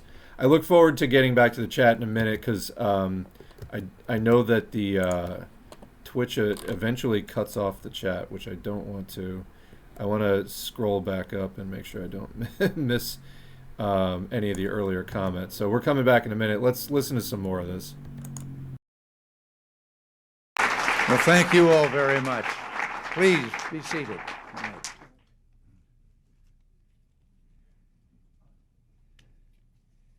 I know you're all admiring my suntan. You too can look like this, just sit out in the sun. As long as I did. Well, first and foremost, I would like to express my appreciation to Ambassador Middendorf and Norm Kurland and the members of the task force for the time and effort they contributed to this project. And I just wonder, would the members of the task force like to stand?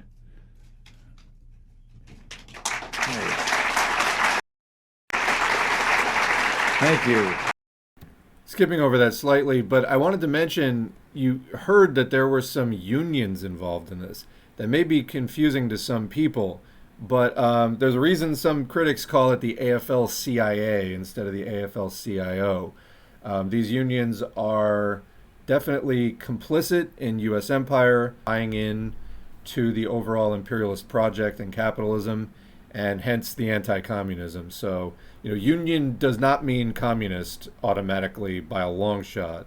It takes actually building a communist party and close ties with the labor unions and the leaders of the Communist Party coming from leading labor struggles, as we've discussed in previous things.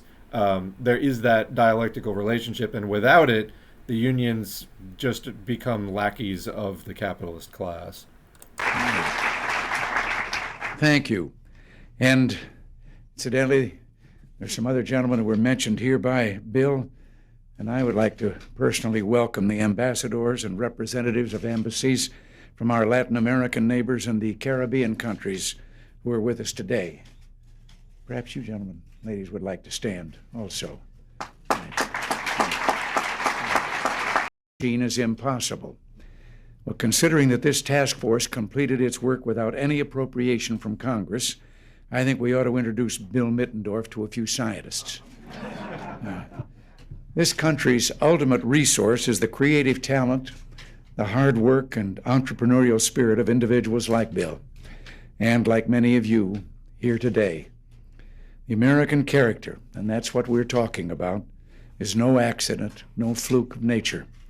It was nurtured by the political and economic liberty that has been hailed and protected by generations of Americans. It's the source of power that turned a vast wilderness into an economy that has provided more opportunity and a higher standard of living for more people than any other in the history of mankind. So was that purely the, quote, entrepreneurial spirit? I mean, if we want to include within the heading of entrepreneurial spirit, genocide, progressive land grab over several centuries, and literal slavery, then entrepreneurial spirit. It's pretty gross going back and listening to this, but, I mean, not that what Biden says today or what Trump said before or Obama before that, etc., was that different from this, but this was, like, again, really setting the tone for neoliberalism. You almost think that Reagan's going to say something like, it's the labor of the working people of this country. But no, he's going to credit the, quote, entrepreneurial spirit. That is significantly different from, labor per se. Today, the pivotal relationship between freedom and economic progress is becoming ever more important. The root cause of stagnation in the developing world clearly is not a lack of resources, but a lack of freedom. In Ethiopia, for example, it has been the communist dictatorship, even more than drought, that has brought about such suffering and hunger. In so many countries, what will change despair into confidence, deprivation into plenty, stagnation into upward mobility is a commitment to human freedom and an understanding of how that relates to the economic progress of mankind. We see evidence of this in the great progress taking place on the Pacific Rim. There, competition flourishes. The market is less controlled, and the people are freer to invest and engage in enterprise. They're more confident that they will be permitted to enjoy the fruits of their labor. Freedom of enterprise at an individual level builds countries from the bottom up. A lack of it, on the other hand, has the opposite effect. Economist and businessman Hernando de Soto conducted an extensive study of the economy of his native Peru that confirms this. He found the greatest impediments to progress in his country are laws, regulations, and government controls that suppress the common people's entrepreneurial activities and prevent social. So again, the problem here of trying to elevate the petty bourgeoisie so much, the entrepreneurial spirit, this and that, of the common people, is this applies to maximum 10% of the population. Because all of these entrepreneurs start businesses that need employees, and then it's not actually a collaborative experience, but an exploitative one. This just gets overlooked and completely omitted from the propaganda, but it's the most obvious thing to point out. And it's exhausting. You know, we've been dealing with now like over 4 decades of neoliberal propaganda. But these are really the moments where communism was lost. Remember, the USSR still was going to exist for about another 4 years here at this point, or almost 5 years. Like, this, I don't know if it was too late to turn things around at this point, but it was still not obvious that everything was going to fall apart at this point. These were really the moments where it was all lost. Economic mobility. Those trying to improve their lot are hurt the worst. Mr. DeSoto describes how it took a lawyer and 3 others 301 days of full-time work dealing with 11 government agencies to get through the red tape necessary to put into business one small garment-making shop in Lima, Peru. According to Mr. DeSoto, when the forms and paperwork were laid end to end, they measured 102 feet. One researcher working on the project then tried the same experiment in Tampa, Florida. The entire process took 3.5 hours. The control. So yeah, this is like Libertarian Party propaganda exactly. It's the same thing as like Trump's now your tax form fits on a postcard thing. So yeah, actually no, they got rid of the 1040 EZ, which was actually a much more simplified and shorter form. Now everybody has to file the 1040. And okay, the actual thing that you file fits on a postcard, but it's actually drawing from a much larger booklet, and so on. So all of this sort of, these utterly simplistic talking points about paperwork, and it's libertarian brain stuff. You can't trust this stuff for shit when you hear somebody saying this kind of stuff, because it's empty. It tends to be dramatically misleading. And this was, the Reagan presidency truly set the tone, the standard that is still exists today for this kind of politics. Rules and restrictions Mr. DeSoto talks about are certainly not unique to Peru. Such government intention is often, or intervention, I should say, is often well intended. But in the end, it does not serve the needs of the people as producers or consumers. I have a recent hobby.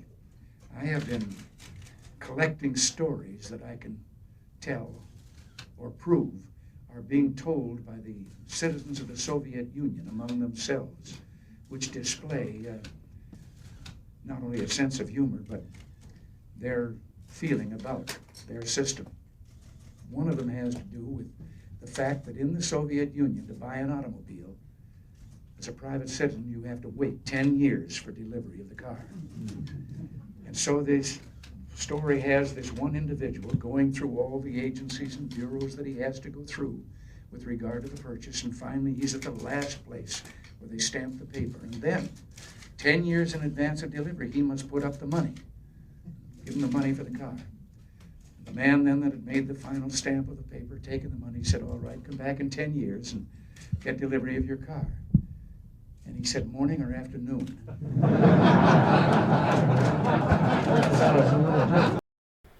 So hilarious. There's a couple of things about this, though. One, did people in the Soviet Union need personal cars? We in the United States are so used to looking at the world as like a place where if you need to get from A to B, you need a car. And if you don't have one, you're out of luck. So if we had a system here where it took 10 years, and who knows like how much truth there actually was to that story. Obviously, there was a known lack of consumer goods in the Soviet Union, and it was, one of the less popular points about it. But yeah, how necessary was that actually? We in the United States have a country that is run by oil companies, which obviously, then that gets turned into gasoline, and car companies, especially at this time in the 1980s. And so, public transit is just not really a thing here outside of the downtown of some very dense cities. Any kind of reliable public transit at all, and safe public transit as well. So, how true this was is one thing.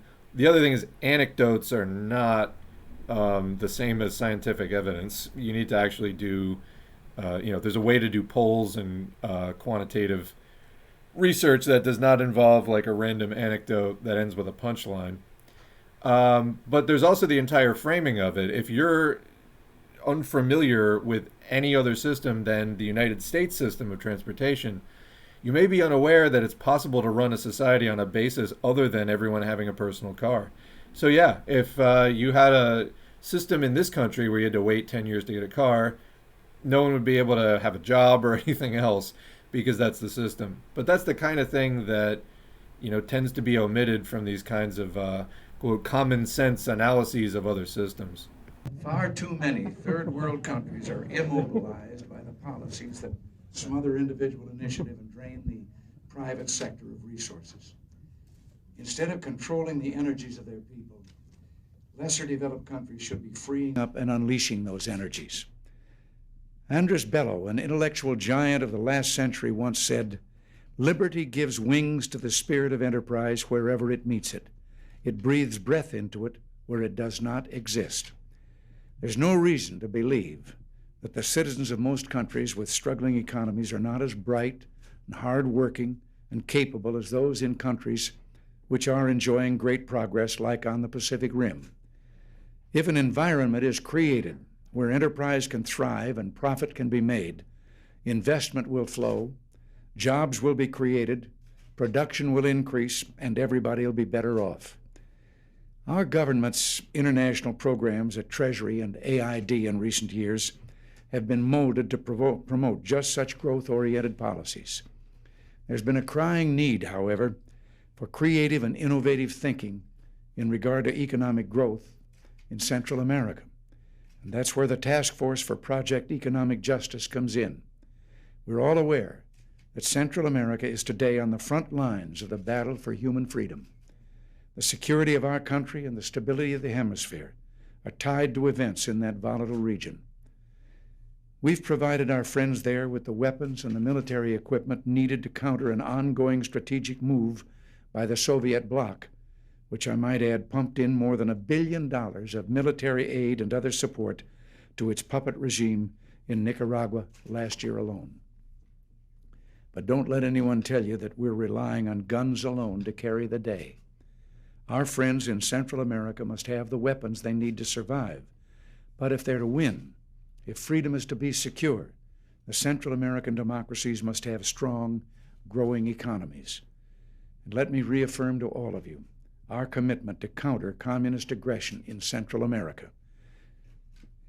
We will not diminish our efforts to meet the economic challenges that confront the people of that troubled region. Growth, of course, is not enough. It must be the vehicle of a better standard of living for all the people. Again, economic and political freedom are inseparably linked. The people of Central America, and in a broader sense the entire developing world, need to know firsthand that freedom and opportunity are not just for the elite, but the birthright of every citizen. That property is not just... Hey chat, is any of this true? Because it doesn't sound true. something enjoyed by a few, but can be owned by any individual who works hard and makes correct decisions. That free enterprise... No, literally, that's just not the way that capitalism works. Capital consolidates over time. The rich get richer and fewer in number. The petty bourgeoisie, small business owners get ruined. Like 1% of them become big bourgeoisie, make it rich. The other 99% of petty bourgeoisie get ruined, and they either stay petty bourgeois or they tumble into the proletariat. So what he's saying here is just a complete fiction. We need people to understand this. Well, no, you're just spreading a myth. Is not just the province of the rich, but a system of free choice in which everyone has rights, and that business, large or small, is something in which everyone can own a piece of the action. Yeah, but so this is kind of like the problem with the voting with your dollars idea. So the idea of democracy is one person, one vote. Voting with your dollars, the problem is some people have way more dollars than others. So there's nothing democratic about that. This whole even the little guy can own a piece of the action.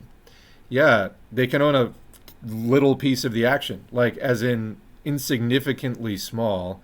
In fact, just going to be vulnerable to like pump and dump and other kind of stuff that basically manipulates mass participation in the stock market, um, to just make the rich richer, to make the system go closer to its inevitable consolidation of everything under like the ownership of an extremely tiny, maybe even singular entity at the end.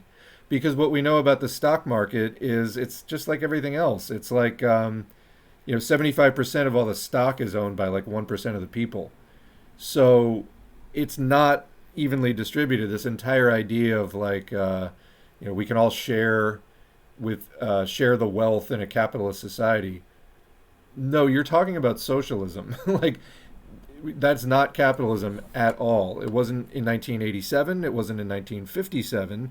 It wasn't in 1857, and it's not in 2023. So this is just straight bullshit.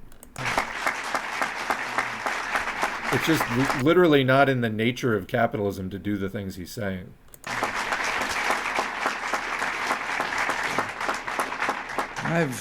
I've long believed that one of the mainsprings of our own liberty has been the widespread ownership of property among our people, and the expectation that anyone's child, even from the humblest of families, could grow up to own a business or a corporation. Thomas Jefferson dreamed of a land of small farmers, of shop owners and merchants.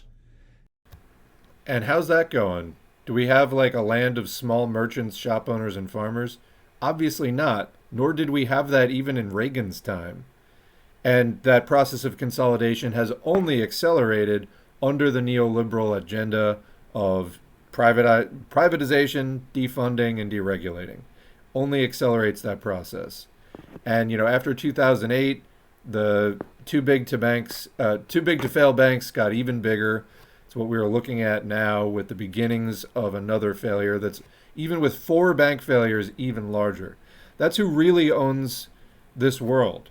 Finance capital, the merging of financial capital with industrial capital, these giant mega companies. That's who really runs things. Inequality is rampant. All of the stuff that he's saying here is just runs counter to reality. Abraham Lincoln signed into law the Homestead Act that ensured that the great western prairies of America would be the realm of independent, property-owning citizens. So now what he's saying here is true in the sense that stealing land from the people who already lived there by killing them or driving them off of it, I'm talking about American Indians, people who lived here prior to European settlers coming, that distribution of land, their land, to the settlers was instrumental. It gave, like, the basis of any revolution, any people, is ultimately land. Without land, you can't do industry, you can't live, you need land to live on. And that doling out of land and getting people to participate in the genocide against Native people in what is today called the United States, including even, people, not just white settlers either, but especially after the Civil War, in the chapters that we did in the audiobooks of An Indigenous People's History of the U.S., they talked about how black Union soldiers, this was part of the way of integrating them into the post-Civil War era of somewhat improved racial, integrity in the country following the formal abolition of slavery, although in some places, slaves, they just the slave owners simply didn't tell the slaves that they were free, even though it was no longer legal to keep them as slaves. Anyway, yes, that distribution of other people's land to the settlers was instrumental in anchoring the United States. However, now we're seeing in 2023 that whole system has faded, and real estate, property, land has been consolidating into fewer and fewer hands. Corporations are literally buying up single-family houses to rent them out to people instead of a system where people own their own houses. That's just getting started. It isn't finished yet. So, we're at the point, or we're coming back to the point possibly, where a fight over land, trying to get that land from out of the corporation's hand could happen again, except this time, not doing a genocide over it would be ideal. Anyway, there's so much dismantling of the U.S. imperial project that needs to happen, both domestically and abroad. But yeah, what he's saying here, they know damn well what holds up their system. That's my point. And yeah, giving out lots of other people's land definitely, helped cement the popularity of the system among its many beneficiaries. Hey, you go hold down this land, and, if any Indians come along, you're allowed to kill them. Hey, great. Then you get all these people, individual landowners, doing your westward expansion for you. You don't have to just use the army. I mean, you need the army there for backup, but then you get individual people invested in conquering all this land for you. And so they know that. That's what these policies were calculated for. A mightier guarantee of freedom is difficult to imagine. I know we have with us today employee owners from La Perla Plantation in Guatemala. They have a stake in the place where they work and a stake in the freedom of their country. When communist guerrillas came, these proud owners protected what belonged to them. They drove the Yeah, so those proud owners were utter dupes. The communists were fighting for the freedom of all and the nationalization of all business. Why were they trying to cling onto their own shared bourgeois property? Like that, that doesn't make any sense. If you step back and look at the big picture. So there's an example of cooperatives, just being used to engender petty bourgeois, anti-communist consciousness. Of course, again, there are examples of people fighting for cooperatives as a step toward socialism rather than against it. But you got to watch out for this petty bourgeois thinking of actually you're a proletarian, actually you're poor, but you have, 1/100th of share of some business. No, you need to fight on for the complete liberation of everything within the country. And then not just your little enterprise, but all of the workers and all of the enterprises throughout the country will be brought under democratic control. Communists off their land, and I know you join me in saluting their courage.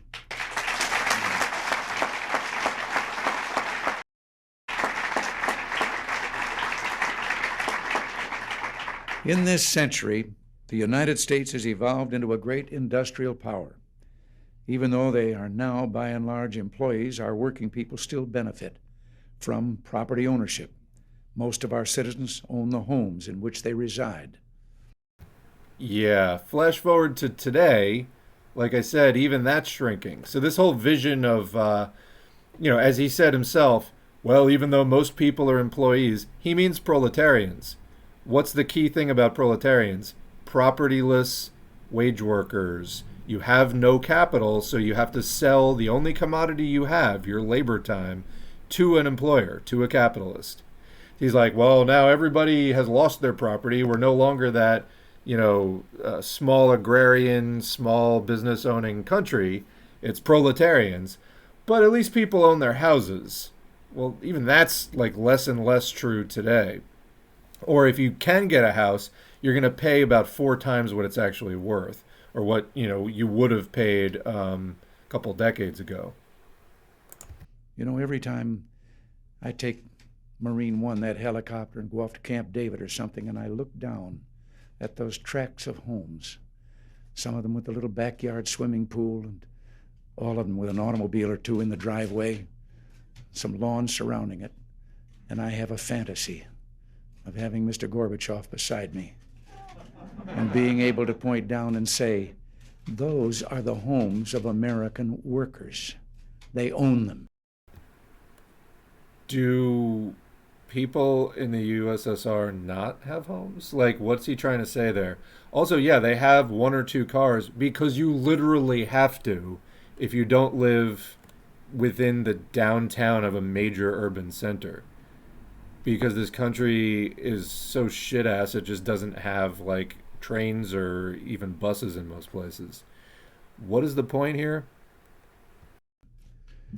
And then I get frustrated because he'd think it was something we created artificially just to show him.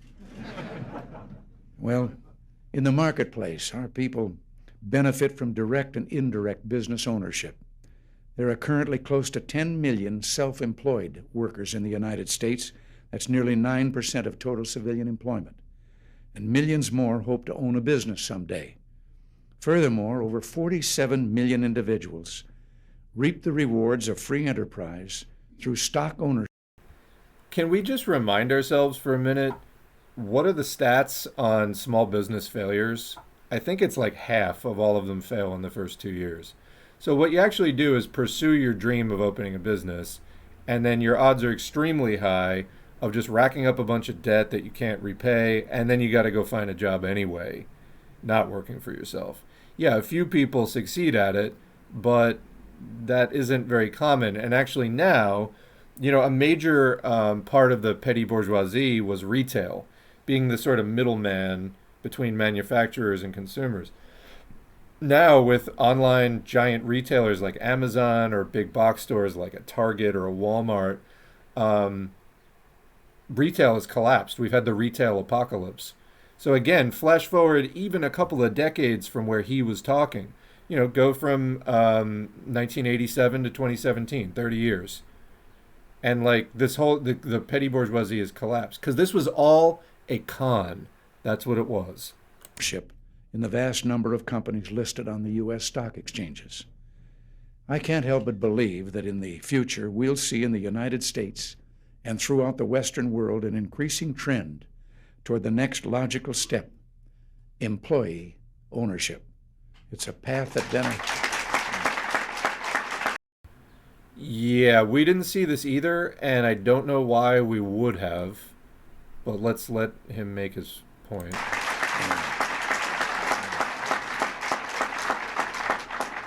It's a path that benefits a free people. Walter Reuther was one of the first major labor leaders to advocate that management and labor shift away from battling over wage and benefit levels to a cooperative effort aimed at sharing in the ownership of the new wealth being produced. So, is this peaceful transition right here? Is he literally advocating for peaceful transition? Because why would you think that this harebrained idea like capitalists will just, okay, here, have control over the business, have control over production, have control over profits? They would never stop fighting for that because payroll to them is an expense. The less they pay out, the more they potentially keep as profit. So why would this happen exactly? He was looking far beyond the next contract. There's a story that Reuther was touring a highly automated Ford assembly plant when someone said, "Walter, you're going to have a hard time collecting dues, union dues from all these machines." And Reuther simply shot back, "Not as hard a time as you're going to have selling them cars." Well, that's relevant. So we're literally talking about automation and, but what is Reagan's point here ultimately? I mean, his administration paved the way for the absolute hellscape that we're living in right now in a major, major way, articulating as like a new vision. Was peaceful transition always at the heart of it? Was this the sort of, fourth quarter, like secret weapon that he was hoping to deploy, which never actually got deployed? That actually all of this, quote, freedom was going to end up liberating the workers to end up owning their businesses? Is Reagan's original sort of left-wing union impulse and admiration for labor leaders getting expressed in this bizarre, contradictory way? Reuther was killed in a tragic plane accident in 1970, so he didn't live to see the passage of legislation sponsored by Senator Russell Long of Louisiana that provides incentives for employee stock ownership plans, or as we call them, ESOPs. So yeah, I think it's safe to say it's been over 35 years. We have not seen an explosion of ESOPs. There's a few here and there. They're not necessarily democratically managed. A lot of times they're just kind of a scam. Like they're not necessarily very good. I have known a number of people who've worked at ESOP companies and like they're not impressed with it. So, but it's not really a widespread popular thing anyway. So this entire idea is just wrong.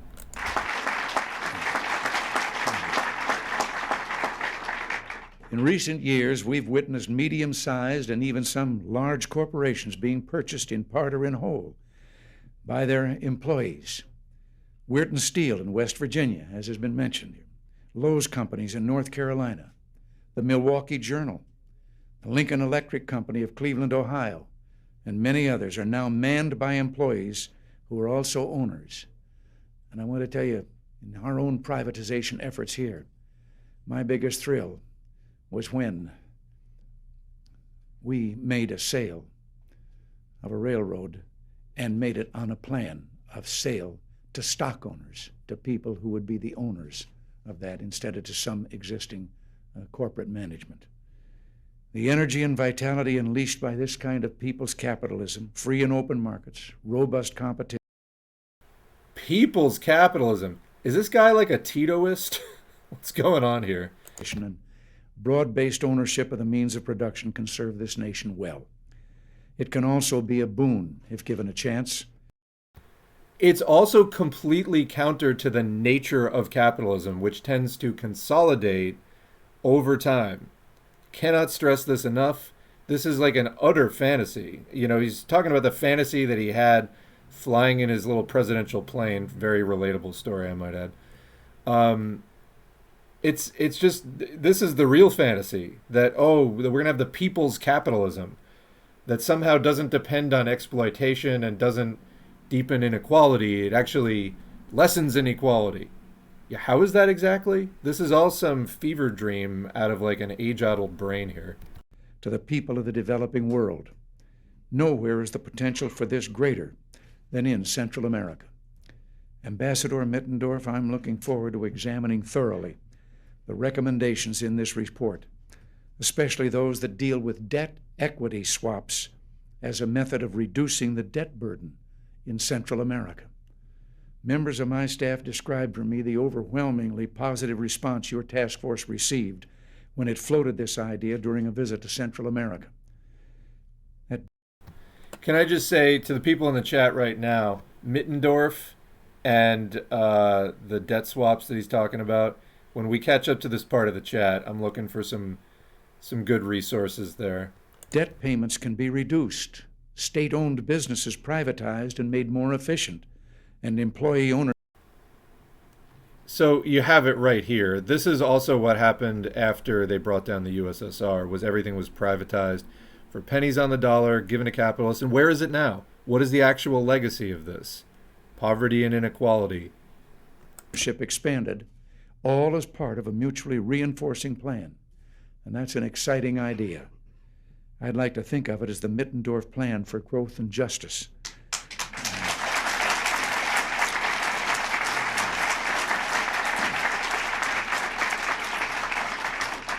But I hope all of you on the Commission will continue to work with me to see that this proposal and the other innovative ideas put forth in the task force report don't get lost or ignored as so many good ideas do.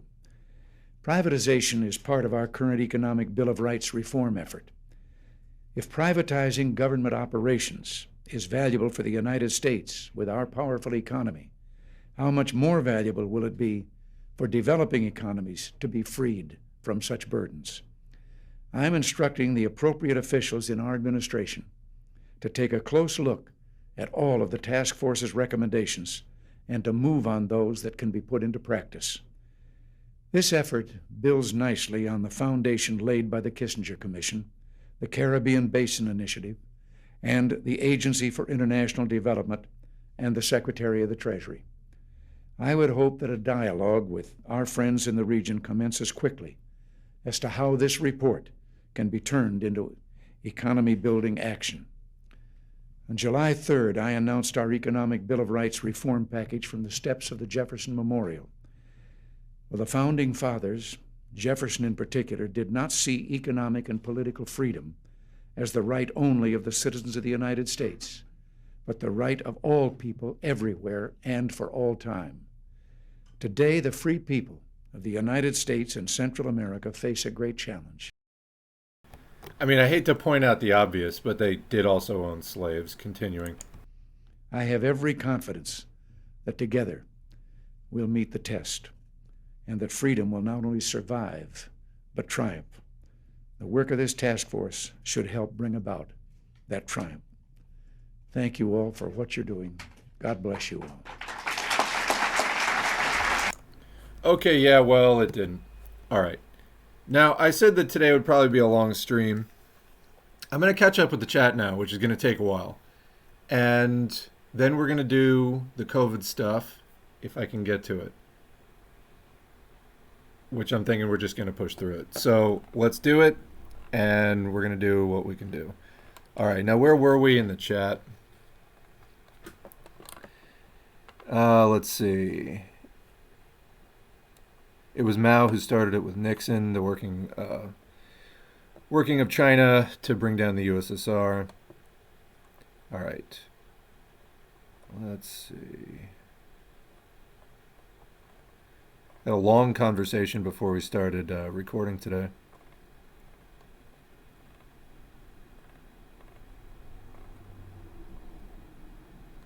All right, found where we're at. Thanks to the patrons for bankrolling S4A. Yes, absolutely. The support makes sure that we keep going and that I can spend a lot of time on this. Food and political economy, my two favorite things. Absolutely.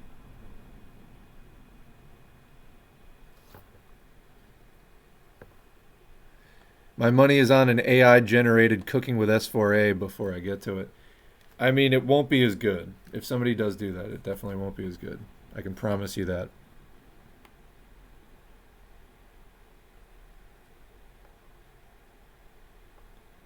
Food is the number one thing we leftists need to nail down. Based and food pilled. There we go. It'd be good if I can pronounce the joke correctly. Then utilities. Yeah, take control of, right? Regarding the program for the stream, you did mention to cover how we can work with backward people who may be hostile to marginalized people. Yeah, actually, I had your comment. I'm remembering it now, but I forgot I had stuck that somewhere else. What did I do with your comment that I was going to read in a previous stream? Let me bring it up. Oh, here it is. In 97, we discussed a successful... This is live stream number 97.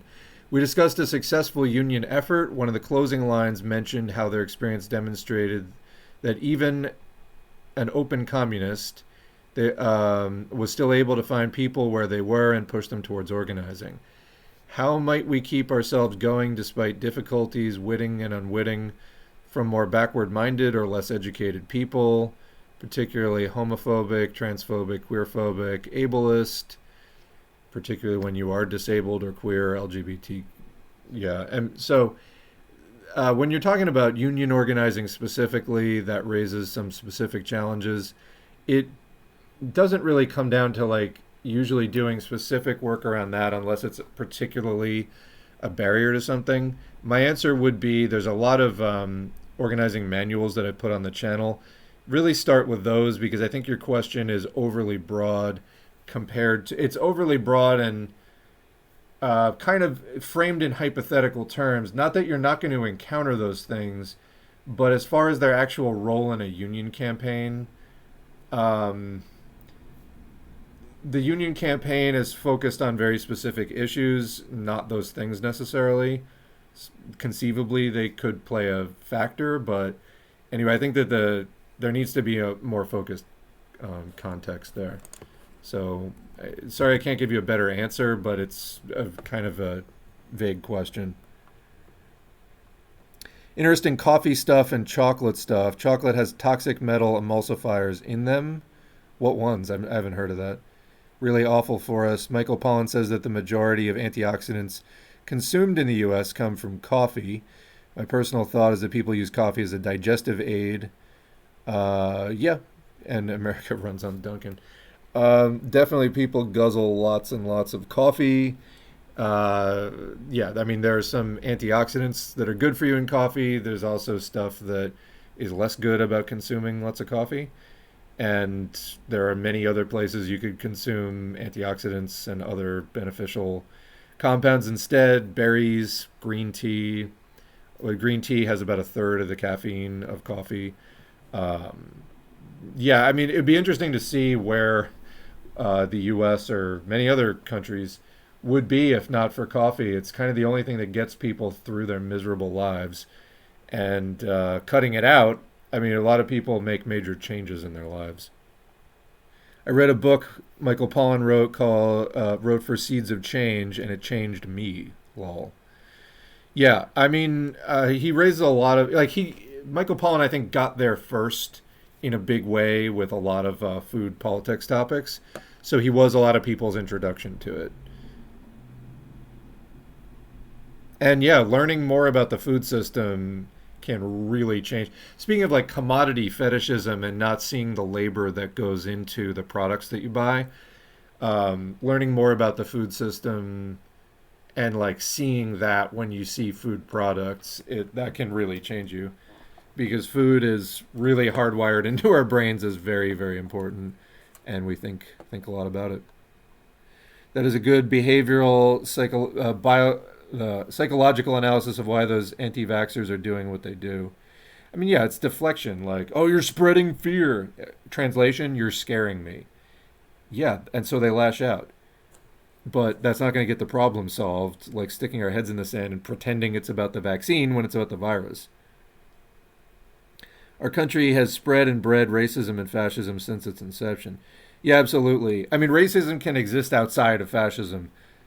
People should just remember, like, racism is also, like, racism can exist without fascism. Fascism cannot exist without racism. It's necessarily a part of it. Yeah, sometimes people forget that saying fascist also implies racist. The Italian fascists tried to say that they weren't racist. We actually have a video on the channel about that. It's not true. Or like less racist than the German Nazis. I mean, that's a pretty low bar. I remember when Demon Mama on Twitter was claiming that Backyard Scientists would just DIY HRT for trans people and the anarchist pipe dream of a post-revolutionary society. Just distill horse piss, bro. Shaking my head. Yeah, I mean, we did some things on like the anarchist concept of supply chains in the past. It's literally like, yeah, everyone will just do it in their backyards. You might as well ask a libertarian. Or hey, it's the people's capitalism. You're just gonna like empower the little guy to do it. It's the entrepreneurial spirit. Anarchists literally believe the same thing. It is a petty bourgeois idea.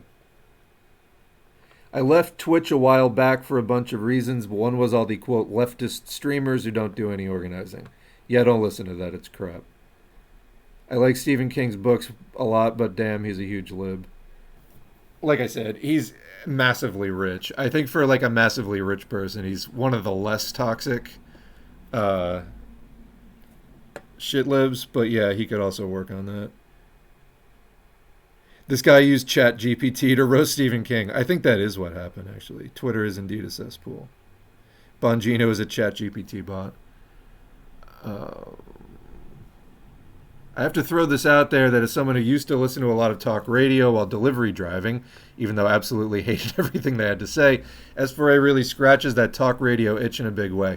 I like conversation. I like talking to people. I really do. And, I enjoy it. It's a lot of work to sort of like prep all the content for the streams, but I do like talking to people a lot.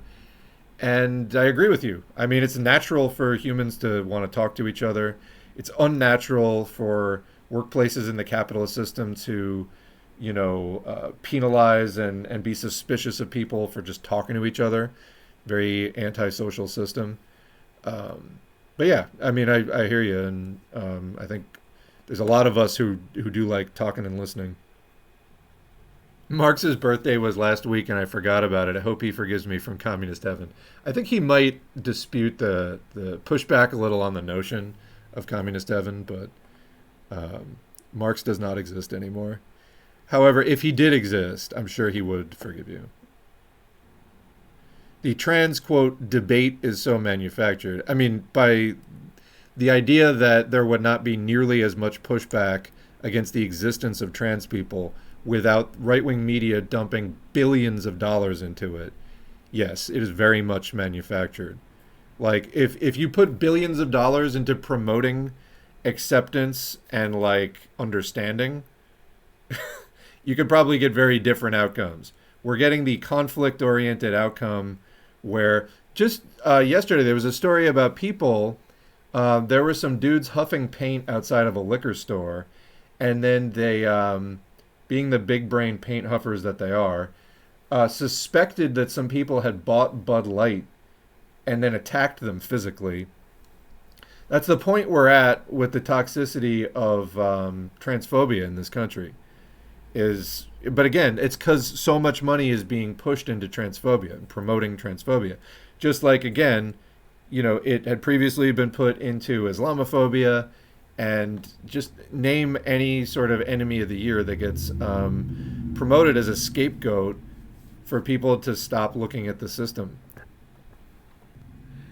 Oh yeah, Jordan Neely not killed by a cop. Yeah, people have now taken it upon themselves. They're like, I can't even leave this murder of a civilian to the police anymore. I must take it into my own hands. I'm living in a homeless shelter while working, and yeah, people who have been to prison argue that prison is better than the homeless shelter. Yeah, there's kind of a lot of material about how restrictive and not conducive to anything homeless shelters are, so solidarity, I'm sorry to hear that. In the U.S., defense of the public means choking a guy from behind for 15 minutes, yeah. Want to give a shout out to the mods. I see Shakespeare and Health Revolt in here. Sal might be lurking as well, but thank you to the mods while I'm thinking about it, scrolling through the chat here.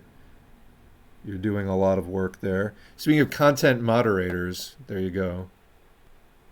I'm doing okay now, says the person working and living in a shelter. I'm doing okay now, but I have a lot of new understanding for how homelessness is handled in America. Absolutely. The banks are not doing okay.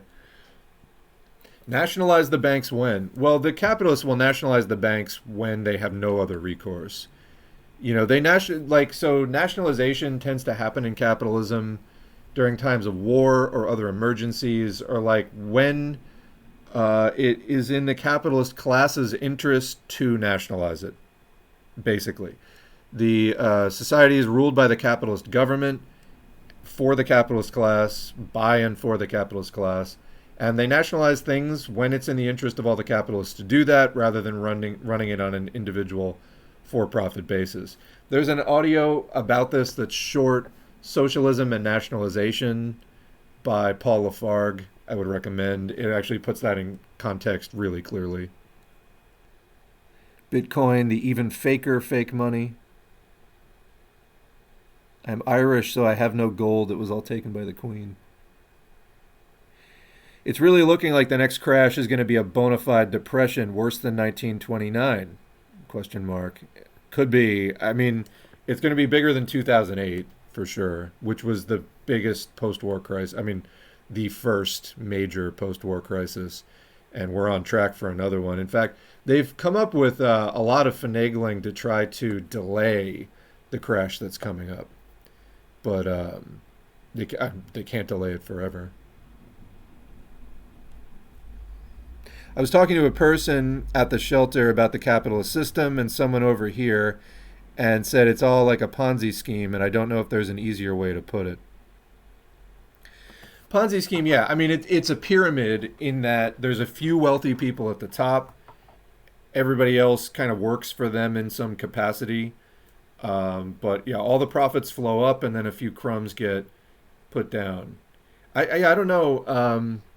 I don't know what their understanding of Ponzi scheme is, so I don't know if there's like an easier, better way to put it. I mean, to that person, that might have been like, oh, I get it. Yeah, I don't know, just based off of that comment. But yeah, I mean, basically, we work for capitalists. They keep all the goods and services that we make as their property, and then they give back just enough to barely keep us alive. Because what they're buying from us is not the goods and services. That is their property in capitalism. What they're buying from us is our labor time. So that's what they're paying for, is our labor time, just literally our existence and maintenance. The Federal Reserve wants there to be a recession. They're pulling a Paul Volcker. I just lost the vast majority of the chat. I have no idea what happened there. Literally just jumped ahead to the Reagan part. Hey, if you're in the chat, repost anything between what I just read and the Reagan part, because the stupid chat just like randomly jumped ahead and I lost almost everything. Reagan likes the good old days when 12-year-olds worked in factories. The children yearn for the mines. But it creates jobs and gives kids a sense of purpose. They also become young proletariat. Why are these old whites, quote, doing business in Central America and Africa? Well, you know, as they were saying, it's the stability of the hemisphere. They just see it as their right to completely dominate and set the tone, including by violence. Neocolonialism, imperialism, plunderers. Yep. Glad he's dead, referring to Reagan. This is his brain on drugs from South America. Special place in hell for Reagan, Thatcher, and Gorby. Burn in hell, Reagan. Yeah, so somebody's mentioning the IWW, which believes all businesses should be owned and shared by the workers, which is a good idea, better than the current situation. I mean, the one big union and industrial unionism, as promoted by the IWW, I mean, the IWW was co-founded by people like Eugene Debs, like actual, you know, self-declared Bolsheviks.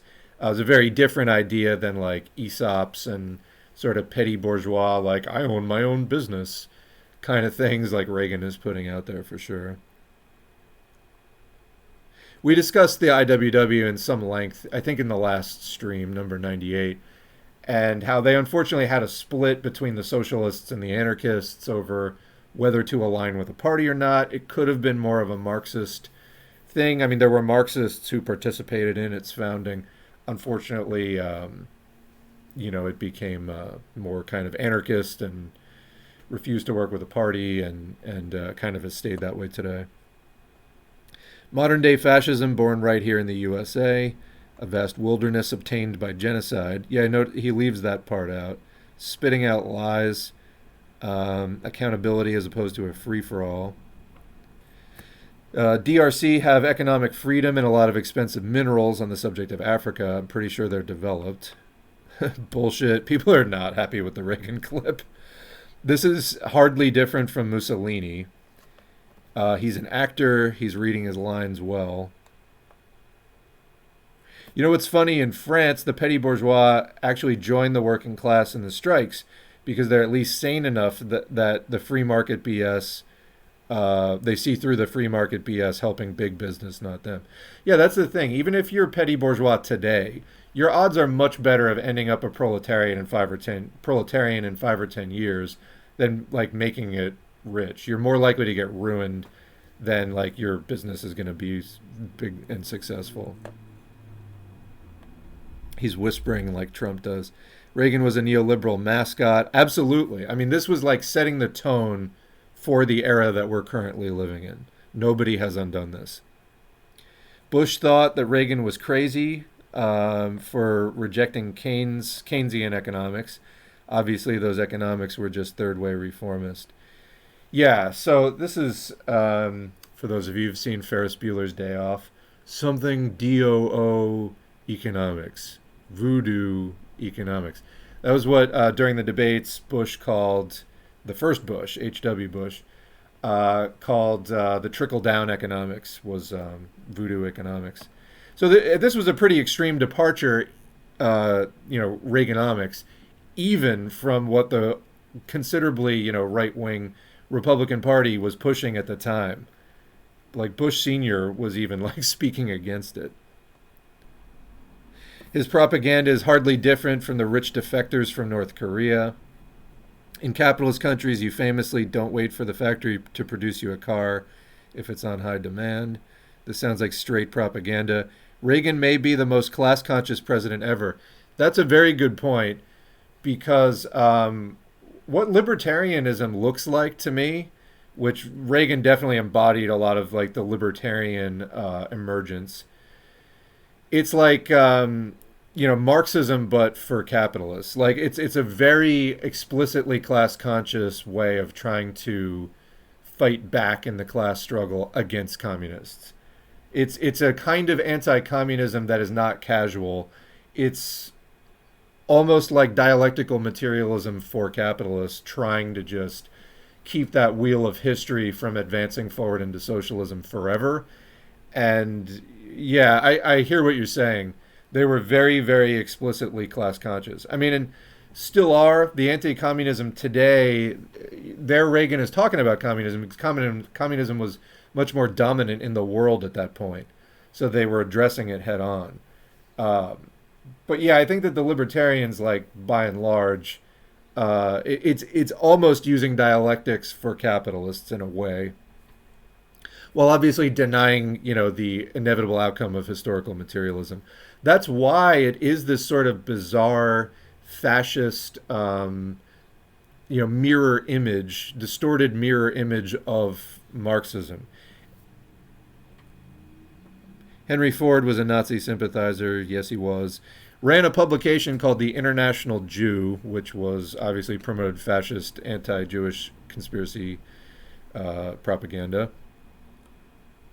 Cars are bad for the environment. Horrible, actually. Yeah, you actually shouldn't have a society based on cars, but that's what you get when your country is run by oil companies. Reagan and FDR. Oh, are you talking about Ford? Or Reagan and FDR understood the assignments of the time, what to do for capitalism. How they hid so much fascism in this milquetoast goober, I will never know. Reagan was, they loved Reagan. They loved Reagan. For some of you, this may be the first Reagan clip you've actually seen. But there's a reason that, so much punk music, for example, called out Reagan very specifically.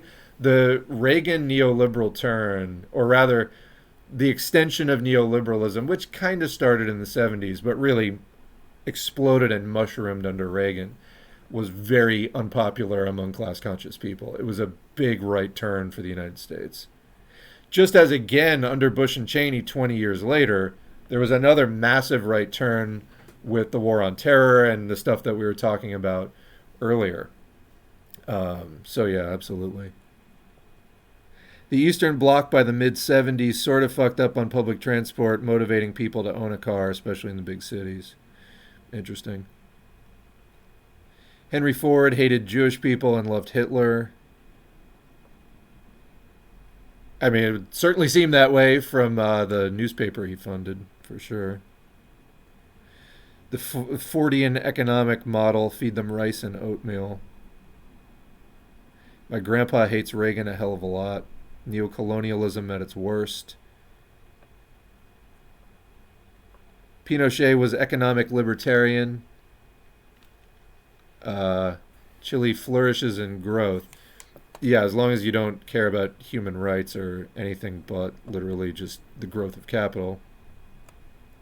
Reagan here is having a facade to set up a bastion for capitalism and theft of minerals. It's an old tactic. Yeah, absolutely. Yeah, why you would trust these people. It's amazing that they're just like, yes, bring us freedom. Dude, he's going to fucking rob you. He's saying the quiet parts out loud. He's an arms dealer and a coke dealer. One-stop shop. Yeah, guns for drugs. So look up guns for drugs, the Iran-Contra scandal. That should be a good jumping off point for people. He's also testing the cocaine look at his nose. Apparently that was sunburn, but yeah, it is hideous. The U.S. was part of destroying tribal culture because of minerals in Africa and to grow to exploit the labor there. Yes. Yeah, so this is, we have the kind of famous speech up on the channel as an audiobook from Che Guevara about the tricontinental effort, the solidarity between Latin American, African, and Asian people to resist imperialism. And for exactly that reason, Africa's massively wealthy, but it's just been exploited. Like, Reagan has a lot of nerve to be like, they don't have political freedom. Yeah, actually, Africa was colonized by European powers and literally the people were brought over as slaves to your country. You're not even acknowledging that. Oh, Africa needs freedom. Your country enslaved them, my dude. What are you talking about? Jesus Christ and the free enterprise will bring us to paradise. Property is God-driven. Yeah, you got a very good start to understanding Reaganomics. Don't trust anything this motherfucker says. It's like once you learn to decipher the code that he's speaking in, yeah, it's very, very clear. Reagan is also giving false hope that one day the common people can be part of the 1%. Yeah. The people's capitalism. Now I morphed my Reagan into something else, but yeah. False hope indeed. It's called the 1% for a reason. 99% of the people are not in it. I have 0.1 vote. Elon Musk has 3 billion votes. Yeah, that's voting with your dollars, absolutely. Yep, Thomas Jefferson sexually assaulted slaves. Yes. As was not uncommon. Hey, when you own a person-like property, I mean, literally is treated not as a person, not with any human rights, but is treated as property. This wasn't even that long ago. You can go on YouTube and hear audio recordings of people who had been slaves and were freed after the Civil War. It was maybe recorded like in the 1900s, 19-teens, but there are recordings of people who were alive then and remember what it was like living under slavery. You can hear their voices. It's something you learn in the abstract when you actually start talking about it and going like, that is the system that we had here not even that long ago. I don't know. I'm gonna have to come back to that. I can't even come up with a comment. It's jaw-dropping. Like, what a sick country. What a sick country. And it's still, in typical U.S. fashion, has never fully come to terms with it, hasn't done restitution. The U.S. just keeps piling up trauma after trauma after trauma on its people without pausing to even make the slightest effort to resolve any of them. We will literally need to have a revolution to do that. Like, to put an end to this and to make restitution for any of it will literally require a revolution. You think fucking getting better Democrats in is gonna deal with any of this? It's really not. I'd love it if that would work. It's never going to happen like that. Why the fuck would you strive to own a business? Absolutely. I mean, there was a time where it was easier to actually succeed at, getting rich or moderately wealthy owning a business, but it's a huge hassle. You have massive risk. There's like tons of liability that comes with owning a business. Why would you not want to socialize those risks in a socialist system? Yeah, absolutely. When industry is socialized, then both the risk and the reward get socialized. So yeah, you don't get to be that standout petty bourgeois, like, upper middle class, maybe even lower upper class person. But you also aren't at risk of being utterly ruined by the big bourgeoisie. So a nation of small businesses. Yeah, that literally will never work because you will need at least 90% of the population to be employees at those small businesses. It just doesn't work. Process of consolidation, a fancy way of saying monopoly. No, I mean, it's the process by which monopolies are established. So they're, that's how you get monopoly, is through a process of consolidation. Monopoly is the outcome. Thomas Jefferson wanted white farmers to have many slaves to work and sell with other white farmers. Yeah, that was pretty much it. Somehow they leave out the racial component there, like we had racialized slavery. How'd they get that land, Lincoln? Has anyone else read Gerald Horne? Geraldhorne. He has a lot of American history texts with a Marxist perspective and focuses on things people don't realize were myths. Yeah, there's a lot of good Gerald Horne books out there. A lot of the suburban sprawl was being installed during this time. Yeah, it's a huge country, spreading out. It's, again, to sell more gasoline in cars. I swear to God, quote, freedom for their country. I hate the snakes so much. My family fled from Guatemala because of the genocide that Reagan was funding. Yeah.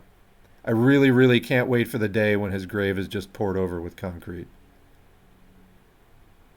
Got to get that Reagan library, too. Right here, also, union members can be right-wing opportunists. Yeah, absolutely. Absolutely. Reagan is a lying sack of shit. So what I'm getting out of this chat is Reagan has not grown in popularity among socialists since the 80s. Like, when you just take, like, a raw Reagan clip, it's like everyone just pukes in unison. There's mass vomiting occurring. He's a lying sack of shit. United Fruit Company gave so much freedom to Guatemala. Yeah, I mean, U.S. corporations literally staged coups to undo left-wing governments for corporate fruit company profits. All the systems in place right now still literally force you to be at least petty bourgeois or poor as fuck. Yeah, and that becoming petty bourgeois means really turning your back on the majority of the population and just being like, no, I'll be okay. It's the same way all the crypto bros think. It's like, no, I'm going to be okay. I'm going to just, do my little piece of the pyramid scheme. I'll be okay. I'll survive. Fuck everybody else. It's, that kind of same survivalist mentality. Not that all the crypto bros go the whole nine and, like, do the, all the, like, survival products Alex Jones sells, the food buckets or whatever. But it is a survivalist, everyone for themselves type of mentality. No solidarity at all.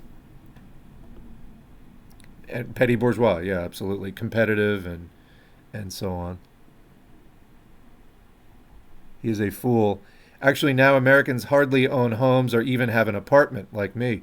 Yeah, I mean, rents went up dramatically over the last few years, driven in part by an algorithm, but it's getting to a point where we're having a full-on housing crisis. Reagan's presidency was a class antagonism. He was a mascot of neoliberal capitalism, similar to Trump, but seriously rather than ironically. Yeah, like Trump is an open buffoon. Reagan was just doing his thing. Proof that reforms are meant to kill revolutions, and once they die, those reforms are destroyed. Again, I want to really hammer on this. Even Marx talked about reforms, and so did Lenin. It depends on who's pushing the reform and why, and what kind of use communists put them to in the class struggle. Yes,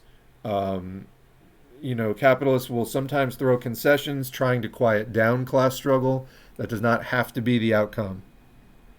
The U.S., again, is a bit of a special case because of the land grab factor. The U.S. was unusual in having all this, quote, free land, never mind that it actually belonged to other people, to give out as part of its project. That allowed it to get much more buy-in than many other capitalist projects. Reagan grasping at straws. So when automation happens and workers don't control, the people suffer. It's like he'll tell you the obvious truth and then lead you like directly away from it. It's not fascism when we do it. From this point, 87, I watched the areas around San Diego get paved over, and then it all got worse after NAFTA in the early 90s. Yeah. ESOPs were to destroy pensions and then be taken away. Yeah, there's like a lot of scammy elements to ESOPs. Like some of them, the employees are given minority shares, so like nothing has changed, just some of the risk is like distributed to the workers, so. And nothing has changed in terms of the actual ownership, like the existing owner still owns the majority. It depends on the exact situation, but they're not uniformly good or an improvement. Ruther was most likely killed by the U.S. government. Yeah, literally the thing that Reagan is talking about was officially when the capitalists decided like this whole union thing had really gone too far. He is selling dreams like a stripper on a pole. Reaganomics has been a terrible bane upon the earth. I mean, yeah, this is neoliberalism. I heard Reagan say people's capitalism and started laughing. It's a liberation pipe dream, the people's inequality. Innovative ideas, aka neoliberal trickery.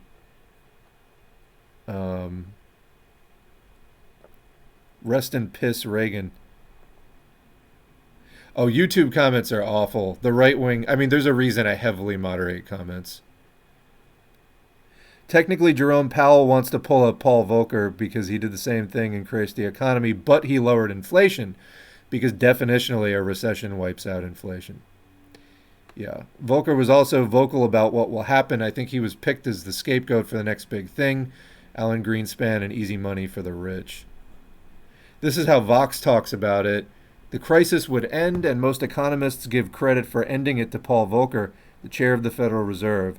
Volcker got inflation under control through the economic equivalent of chemotherapy. He engineered two massive but brief recessions to slash spending and force inflation down. By the end of the 1980s, inflation was ebbing and the economy was booming. Double laughing emoji. Yeah, the late 80s, famously great for working people. Also, there was like a huge recession then under George H.W. Bush. The IWW still has the abolition of the value form as a goal, as far as I know. Yeah, I mean, it's quite different from an ESOP or something like that. When Volcker did his recessions, unemployment was just over 10% unemployed.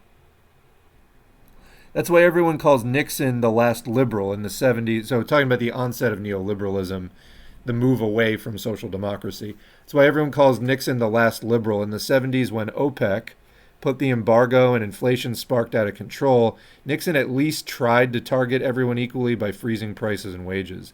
I know it's idealism, but nobody today would even have the balls to make corporations freeze prices. Yeah, it was like a level of interventionism that would be undreamt of now in the highly deregulated environment. There is no liberty for those who don't own capital, absolutely. Where do you get the capital? Not by getting a job. Yeah, jobs don't pay you enough to get capital, so, or like to build up enough to like own something most times. Most people get just enough to barely scrape by. All right, I think we're just about caught up here. Let us plow through the COVID stuff. What is stopping you guys from creating companies owned by their workers to redistribute wealth? Oh, this is the whole, like, you can voluntarily make a co-op economy. Yeah, no, you can't. Because setting up a business is actually very capital intensive. Most workers, even groups of workers, just can't get that together. And most co-ops are takeovers of existing businesses the capitalists just aren't interested in anymore. Anyway, we've covered this in other streams. The minute that it became any kind of a threat to capital, they would deploy massive resources against it. What a dumbass. Yeah, I'm sorry, but that person has a lot more to learn. All right, let's get into COVID. This is, again, the meatloaf stream. It is all going into the grinder. And what comes out may not be the tastiest, but at least we got it all in. Anti-leftover stream. Here we go. Let's begin. And we're going to do lightning round of COVID stuff. BBC News, Cambridge doctors gobsmacked by air filters' effect on COVID. You know this came out of the UK. A team of doctors and scientists have found that a standard off-the-shelf air filter was able to remove most airborne virus particles, such as coronavirus, on an intensive care ward. You would almost think that large hospitals that have huge amounts of money could just install these things. There's evidence, I'd say a little bit of evidence that COVID-19 can be spread by particles in the air. This has been known forever. And tests were carried out at Addenbrooke's Hospital in Cambridge, After a consultant wondered if the effect of air filtration could be measured, holy fuck, this is not news. Working with researchers at the University of Cambridge, they devised a way of reliably sampling the air to see if the filters and the testing technique could help to keep air in public buildings clean and virus-free. That is literally what they are made for. Why would you even question that? Intensive care consultant Dr. Vila Navaparkar said, "I think it was fair to say that we are all fairly gobsmacked by the results." What kind of fucking dumbass is surprised that an air filter made the fucking air cleaner? It says right on the package that it can filter out viruses if it goes down to, a certain level of filtration. Jesus. Your daily reminder that children's classrooms are contaminated with the aerosolized, that means dispersed throughout the air as an aerosol, SARS coronavirus 2 virus. SARS coronavirus 2 is a biohazard safety level 3, BSL-3 pathogen, like tuberculosis. There are 4 levels. COVID is at the third, in other words, the second highest safety level. Adults in BSL-3 laboratories are required to have protections we don't give children in classrooms. So if you work, we covered this a couple streams ago, if you work with a BSL-3 pathogen that has to be dealt with in a BSL-3 lab, you have to have automatically closing and opening doors. You have to wear PPE. You have to sterilize all the equipment afterwards.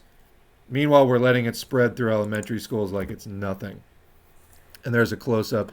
BSL-3, indigenous or exotic microbes that may cause serious or potentially lethal disease via inhalation. Examples, tuberculosis, SARS coronavirus 2, highly pathogenic avian influenza, and plague, Yersinia pestis. So yeah, that's COVID. SARS coronavirus 2, BSL-3, yet we're just letting it spread through kindergartens, restaurants, grocery stores, airports, you name it. And there's more of a write-up on biosafety level 3. Laboratories must use controlled or directional airflow to ensure that air flows from non-laboratory areas such as the hallway into laboratory areas, not vice versa. Other engineered safety features include a requirement for entry through 2 self-closing interlocked doors, sealed windows, floors, and walls, filtered ventilation systems, on and on and on. You need to use an incinerator, autoclave, other methods of decontamination, and so on. So this is, again, what we're letting just spread. And as Laura Myers points out, zoo animals are better protected than school children. Quote, the zoo said all of its cats are vaccinated for COVID and boosted. Anyone working within 6 feet of the animal is required to wear a mask. Again, better protection than school children. Now, in some areas, they actually do something about this. Here's Governor Pritzker of Illinois announces a $30 million air purifier program for Illinois schools launched by IDHP, Illinois Department of Public Health. They're working with the Illinois State Board of Education. This is funded by the CDC and American Rescue Act of 2021. So this is as of about 2 months ago. And as the article says, $30 million program. It will distribute more than 60,000 HEPA, high-efficiency particulate air purifiers to Illinois schools. This will cover 68% of school districts in the state, about 3,000 schools, and will cover schools throughout the state. They're launching an enrollment process where schools can submit orders for portable HEPA air purifiers. Excuse me. This is one of the simplest things you could possibly do, and it's kind of an exception that it's being done. So anyway, what else do we got? Again, lightning round. Air pollution. Speaking of air filtration, air pollution is associated with lower COVID-19 vaccine efficacy. So the vaccines have a certain level of efficacy. However, that is lowered if you're living in an highly polluted air environment. This is by Clyde Hughes. April 5 for the UPI. People exposed to air pollution at higher levels before the COVID-19 pandemic experienced lower antibody responses from vaccines, making them more vulnerable, according to a new Spanish and German study. The study, led by the Barcelona Institute for Global Health, or IS Global, in collaboration with the German Trias e Pujol Research Institute, anyway, that would be pronounced differently, but moving on, or IGTP, was published Wednesday in the scientific journal Environmental Health Perspectives. They looked at data from almost 1,000 participants aged 40 to 65 who answered questionnaires and gave blood samples in the summer of 2020, right after the first lockdown. In the spring of 2021, participants received 2 doses of the COVID-19 vaccines made by AstraZeneca, Pfizer, or Moderna, and then the research team measured their antibodies to 5 viral antigens.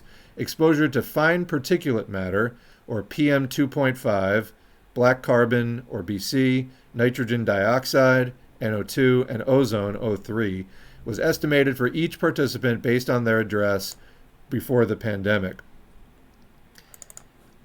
The results from the examination showed that in uninfected individuals, pre-pandemic exposure to the tested pollutant was associated with a 5 to 10% reduction in vaccine-induced spike antibodies. They said that the decrease in efficacy was seen in all 3 vaccines. Quote, air pollution can induce chronic inflammation, which has been associated with a negative effect on vaccine efficacy, said Carlotta Dobano, co-senior author of the study, together with Catherine Tana. Our findings are consistent with evidence that persistent organic pollutants reduce vaccine responses in children. Air pollution has been associated with a wide range of negative health issues, including lung cancer, cardiovascular and respiratory disease, and diabetes. We were just talking about exercise-induced asthma. This is part of the reason why. Air pollutants have been shown to affect immune responses, IS Global researcher Manolis Kogavinas said. So in this study, we wish to determine whether air pollution also affects antibody responses specifically to COVID vaccines. The researchers said that those previously infected with COVID had higher vaccine responses, which could explain why the effect of pollutants was only observed in people without prior infection. They said that additional investigation should be done on the long-term exposure to air pollution on hybrid immunity. So, of course, hybrid immunity is not really so much a thing at this point. Any kind of lasting immunity is not really so much of a thing because you can just keep getting reinfected and reinfected and reinfected month after month after month if you're not taking precautions to prevent exposure and infection, such as masks and so on. So moving down the line here, so again, the vaccines have some efficacy, but a number of factors can reduce that efficacy, air pollution being one of them. So the environment, that's a big structural factor beyond any individual's control if you're being exposed to it during a commute or other, things. Now, I'll just remind people, you can buy the materials to make a Corsi-Rosenthal box, Corsi-Rosenthal, Rosenthal box for about $80 to $100. It's basically furnace filters and a box fan that you duct tape together. Makes a very useful and powerful air filter, and that you can use that indoors at least. Anyway, moving on, and this is, well, I would say in no particular order, but it's actually in alphabetical order. Comrade Biobot shows us what? Shows us that we're in a relative lull of the pandemic right now. However, these data are up to date as of 2 days ago, the 9th. And I underlined this one just to make a point. I'm probably going to put this up on the YouTube. But so these data were updated May 8 from samples collected during last week, the week of May 1st. So Biden and the WHO, the US, the World Health Organization, various governments are declaring the pandemic emergency over. However, they put in the fine print, COVID is not actually over. But that's the message most people are getting, and it's not true. Why would you end the emergency? So over on the right side of this graphic is where we're at now. About 200 to 220 viral particles per milliliter of sewage. If going to the left, last winter was lower, about 100. And then prior to that, in 2021, between March and July, we had that long lull that I've underlined with the orange fire-looking thing. And then before that, in 2020, between like April and September, there was a lull lower than we're experiencing right now. If the pandemic emergency wasn't over in 2020 or 2021 or 2022, when the wastewater levels were lower and for a sustained amount of time, then why would it be over now? Okay. Hopefully that is self-evident. What else do we have?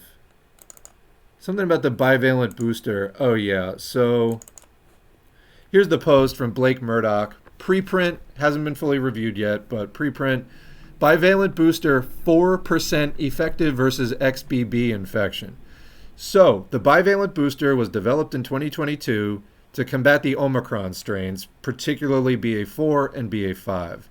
BA4 and BA5 were driving that big plateau and then the spikes last spring through fall. Then in winter, XBB took over. XBB is a cross strain. The X means that it's recombinant. It combines genetic material from multiple strains. You can do recombinant stuff in a lab. In this case, it occurs within the body if somebody gets infected with more than one strain at a time. And then within the body of an infected person, the two strains recombine their genetic material. So you get an XBB strain. So we now have basically what some people are calling SARS-3 instead of SARS-2. Because genetically, XBB is as different from the original SARS-2 strain that came out in 2019 as that strain was from SARS-1 that happened in like 2003, 2004. The consequence is that the vaccines have been steadily dropping in efficacy as the virus continues to mutate. Now, they're going to release updated shots this year, but the virus is fast out mutating it. And can we keep up on a year-to-year basis? Clearly, something other than just vaccines are needed. Vaccines are a good plan B to protect yourself against severe disease. If you do get infected, but plan A is not getting infected, that means masks. That means avoiding areas where you're likely to be exposed and so on. Actually, the CDC just had a super spreader event. We're going to read about that. But according to this preprint, the bivalent booster was 4% effective against XBB. And the confidence interval was -12 to 18. What does that mean? If the confidence interval spans 0, it means nothing. It means 0 is within the range of what it could have been. So it basically had no effect. Obviously still providing some temporary protection versus severe disease. But the ideological let it rip approach is ruining our vaccines. It's a self-compounding negative spiral. So just to zoom in on that. Oh, whoops, wrong one. See, lightning around has some drawbacks. Okay. Background. The purpose of the study was to evaluate whether a bivalent COVID-19 vaccine protects against COVID-19. They did a study on healthcare employees. They found that among 51,000 employees, 8.7% of them came down with COVID-19 during the study. Okay. Then, using multivariable analysis, the bivalent vaccinated state was associated with a lower risk of COVID-19 during the BA4 and 5 dominant period, which that was like May through September. And then the BQ dominant, BQ was a successor to BA5. The BQ dominant phase, but decreased risk was not found during the XBB dominant phase. But let's dig into these numbers for a second. So during the BA4 and 5 dominant phase, that was the middle of last year, 2022, the HR was 0.71. Okay, so you've got a 29% reduction there. Then during the BQ wave, which was a few months later, only 20%. And then during the XBB dominant phase, which is still ongoing, 4%, although the confidence interval could be either way. It could be no difference at all. So that's what we got out of that. Again, still a preprint, but letting it just rip and letting the virus mutate and have a new wave every 3 to 5 months, it's outpacing the vaccines that just can't keep up. Again, vaccines are a useful plan B strategy. I am fully vaccinated, got my booster and everything, but I mask. N95, P100 in some cases, if there's going to be more prolonged exposure. You have to just stop the thing from getting in your body. From Feigl Ding, horrendous. I used to respect the CDC, but what the hell has happened to it lately under CDC Director Walensky's leadership? This is Rochelle Walensky. Hospital-acquired COVID-19 infections no longer need to be reported to the CDC. These are already super sick, hospitalized people. Safe and healthy, health and safety be damned. So he's quote tweeting Noah Abalada, MD, and there it is. The deal has been sealed. Hospitals are no longer required to report hospital-acquired COVID to the CDC.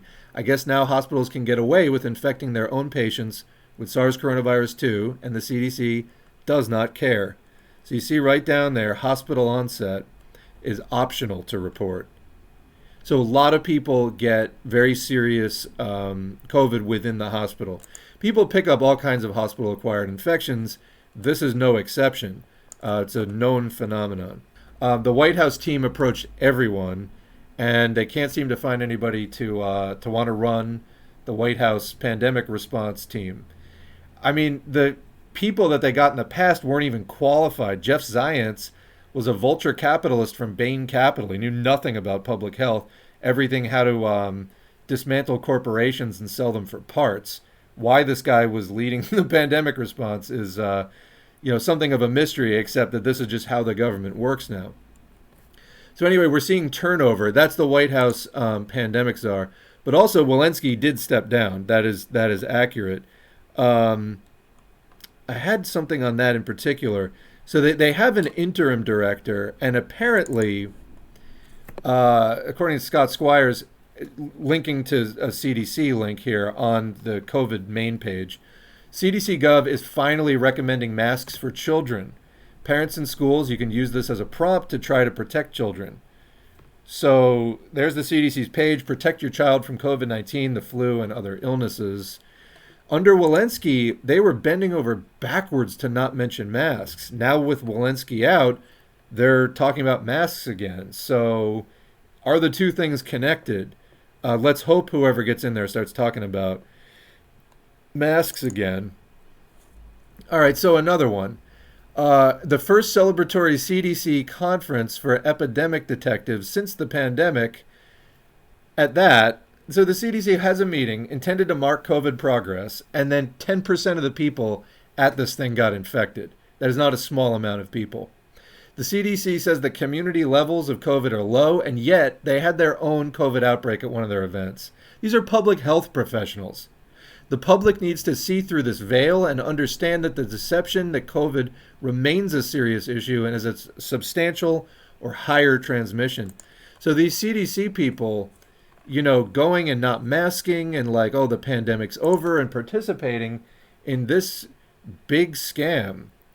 No, keep your fucking mask on. So anyway, there is a whole article about that, actually. CDC opens probe after 35 test positive for COVID following the CDC conference. Attendees say that many people did not mask, socially distance, or take other precautions recommended earlier in the pandemic. Well, how far do you need to go with that CDC probe? I thank T. Ryan Gregory for posting this. Probe complete, just right there in the subtitle. If people didn't mask, socially distance, or take other precautions recommended earlier in the pandemic, well, that's why 35 people tested positive. Probe complete. You don't actually need to dig any further because we know how this thing spreads. Come on, you're the CDC. Have you discovered germ theory yet? What the fuck is going on? All right, we're going to fly through some other things, might just do some headlines. This is from SIDRAP at the University of Minnesota. COVID-19 tied to spikes in out-of-hospital cardiac arrest. This article is from 2021. We have known this for over 2 years now, that COVID causes heart damage and increases in major cardiac events. Why people are still acting like this is some kind of mystery is, well, it's people being dishonest is really what it is. Here's kind of a new thing, though, that we hadn't really gotten into before. This is from the American Optometric Association. 1 year after COVID-19 and fighting for my vision. Struggling with symptoms including light sensitivity, pain, and poor depth perception. Mark didn't know what was wrong with his eyes, but his doctor of optometry did. It's the lingering effects of COVID-19. SARS coronavirus 2 can infect so many tissues in your body directly: brain, heart, lung, liver, kidney, male reproductive system, gut. It can infect T cells, and your eyes. It can infect your eyes directly. All right. Together, Mark and his optometrist were able to work through a treatment plan to help Mark on his road to recovery. So this is especially relevant. One of the more common symptoms of the XBB strains that are going around now, particularly XBB.1.16, although there's also an incoming EG1 and EG2 strain, which seems to have a growth advantage even relative to 116, Arcturus, which had a growth advantage relative to 1.5, which was dominant before that. Again, head spinning, letting this rip is having disastrous consequences. Anyway, one of the major symptoms of Arcturus is pink eye, conjunctivitis, eye infection, swelling of the eyes. Specifically, it's the conjunctiva. And so your eye turns pink, swells. You can get crazy stuff going on. In fact, there was a story I was reading about a YouTuber who got this COVID infection in his eyes. So reminder, wash hands frequently and do not rub your eyes, like, ever. You can keep colds and flus down that way as well. Maybe rub them with your upper forearm if you're going to rub them at all. But again, even if you're wearing a mask like an N95, P100s don't have this problem if the filter canisters are projecting out.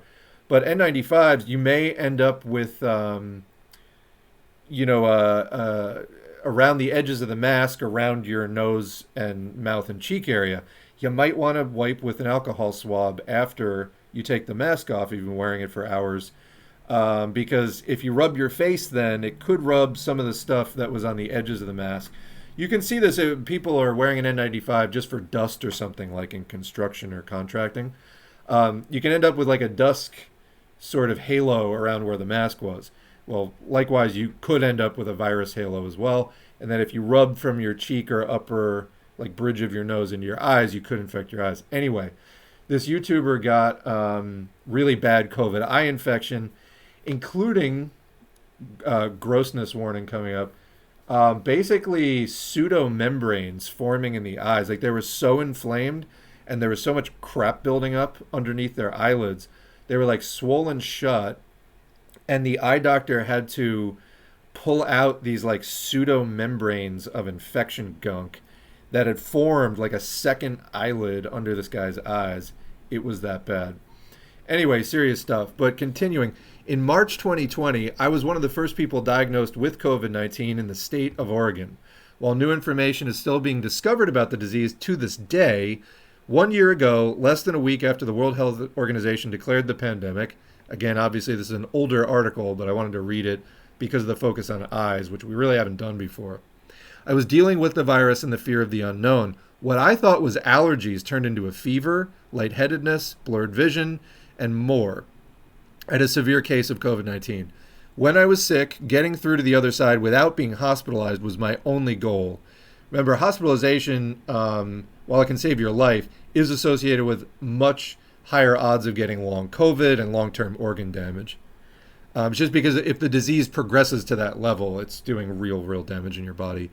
So anyway, a year after recovering, I'm working to heal the things that COVID-19 deteriorated. There's been a lot of news about the long-term effects of COVID-19. People talk about its impact on their mental health, their ability to breathe, lung damage is common, and their ability to make it through the day without a nap. People talk about brain fog, cognitive impairment, memory problems, and difficulty exercising. I didn't hear or see any mention of the possibility that COVID-19 can cause symptoms similar to traumatic brain injury, the way it can change your eyesight, and the need for an eye exam after recovering. So anyway, I'm going to move on. There's another article about eyes, but you're getting some sense here. Let's go on to the other eyes article. I will put links to all of these in the video description. So this is from Only My Health, and this is from, again, 2021. It's been known for a while. Getting highlighted now because XBB is causing more of this pink eye type symptom. But again, it's not just the pink eye you have to worry about, although it can lead to vision impairment. which that you do have to worry about. It's also what else is it doing in your body while it's doing that. COVID-19 complications can lead to total vision loss, eye damage. Ophthalmologist gives treatment tips, not just conjunctivitis. COVID-19 can lead to a variety of eye complications, which may result in total vision loss if not treated on time. So you don't want to just let this go. And anyway, so we'll just read the beginning here. I'll put the rest on screen and we'll put the link. Apart from the common symptoms of COVID-19, pink eye or conjunctivitis is seen in 1 to 3% of people suffering from the deadly virus. Obviously, that 1 to 3% is now higher with Arcturus. The eyes of the patients displaying the symptom tend to become slightly painful and red with a prickling sensation and watering. With time, ophthalmologists are gaining more insight on the disease and the impact it can have on eyes. It has now emerged that COVID-19 can actually lead to a variety of eye complications, which may affect the retina as well as its nerve. In some cases, the patient may completely lose vision, or it may get deteriorated. It can also lead to permanent and irreversible damage to the eye. Timely treatment is the key, and in most of the cases, the condition will improve with proper medication. So they're talking about one of the mechanisms for this is blocking blood vessels in the retina. So we know that SARS is a cardiovascular affecting virus. It causes disorders of clotting. That's how it can result in pulmonary embolism, deep vein thrombosis. But it can also block the capillaries, the small blood vessels that exchange blood between the arteries and the veins. And so it can block key blood vessels in the eye, which is obviously a delicate area, and a lot of capillaries there. So it can cause retinitis. Remember, itis means inflammation, so it's inflammation of the retina. They talk about treatment. If the patient reaches an ophthalmologist within 6 hours of vision loss, their sight can be saved. With prompt action, blood circulation in the eyes can be restored. In these cases, almost 100% or 90% vision of the patient can be restored, but delay or complacency in reaching an ophthalmologist quickly can lead to permanent and irreversible damage to the eye. So another problem is steroids are used to combat the inflammation, for example, in the lungs, that can lead to total body shutdown due to inability to breathe. But the usage of steroids can lead to cataract. That's one of the side effects. They may save your life, but they increase your risk of cataract. So that's another eye-related issue. There's also mask-associated dry eye. It's caused by the air from breathing being channeled up kind of like directly over the eye. So the solution is ensure that your mask fits well so that you're not getting like an exhaust stream coming out the top seal of your mask directly into your eyes. So there's other tips there. If you wear contacts, consider switching to glasses, as the person who wears lenses may touch their eyes more often. 2, try to opt for sunglasses to guard your eyes from any infection. 3, avoid touching your eyes, as this can reduce your risk of infection. Avoiding it can reduce it. Touching your eyes will increase your risk of infection. And wear a mask and wash your hands.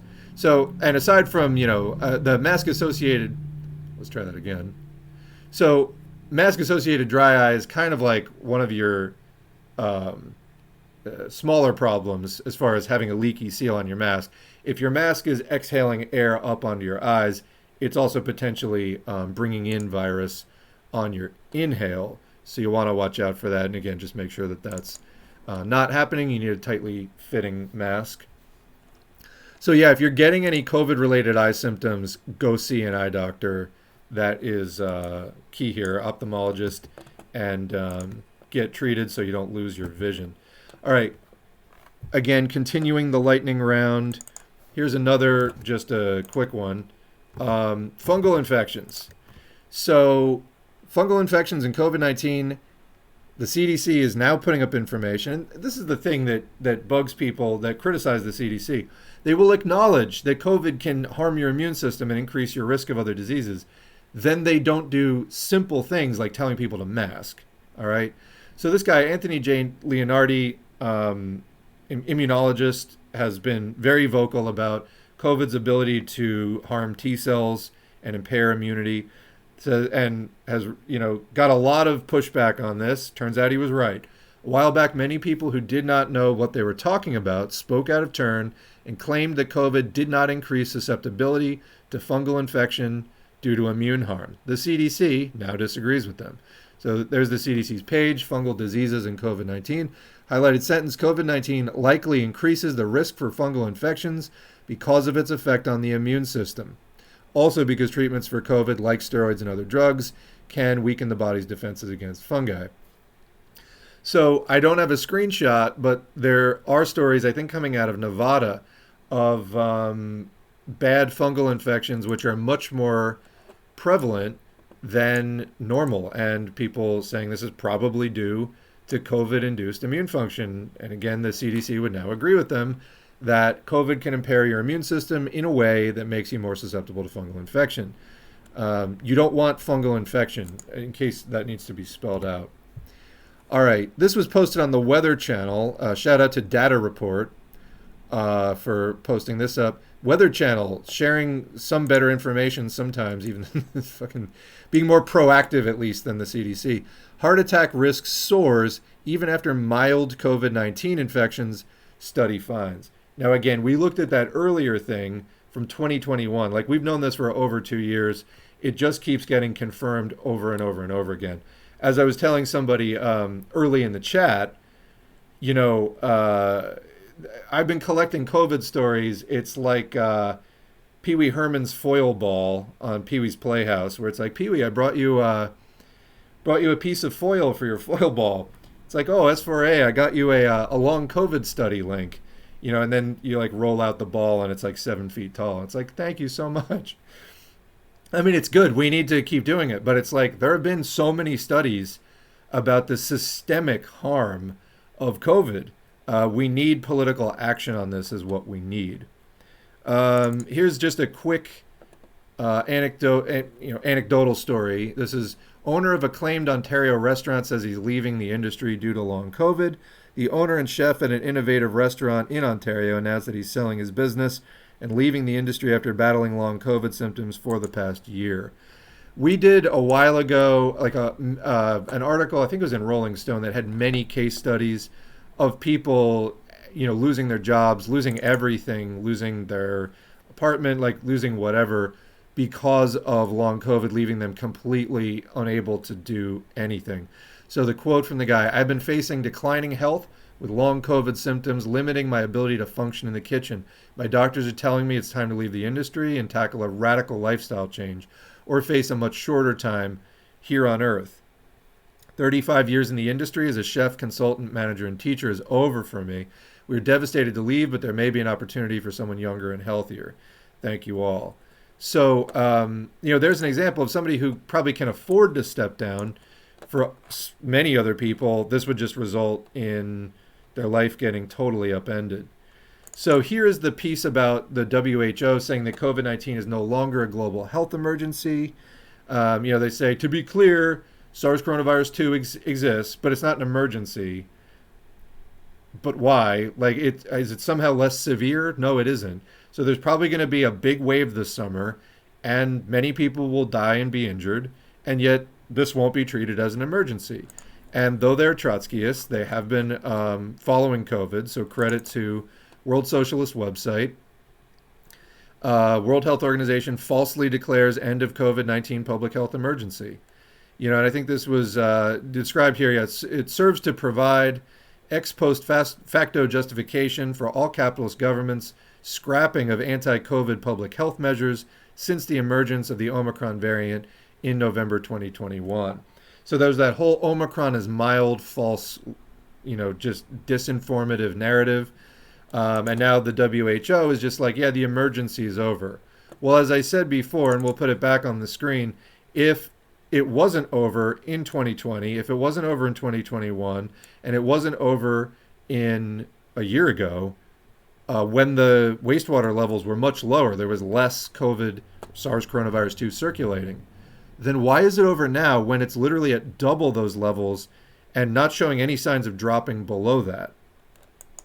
Tell me that. And, you know, there's just no really good scientific answer to that. This is a political decision, and it should be understood as such.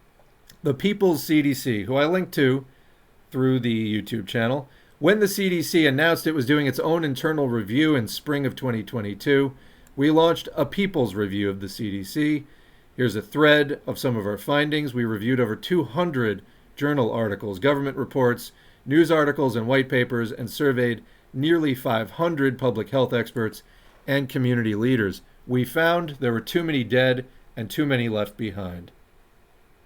The results: 1.2 million dead, 250,000 plus deaths in 2022, 200 deaths per day or more since 2020, 40,000 deaths in 2023 alone, which has barely begun at this point.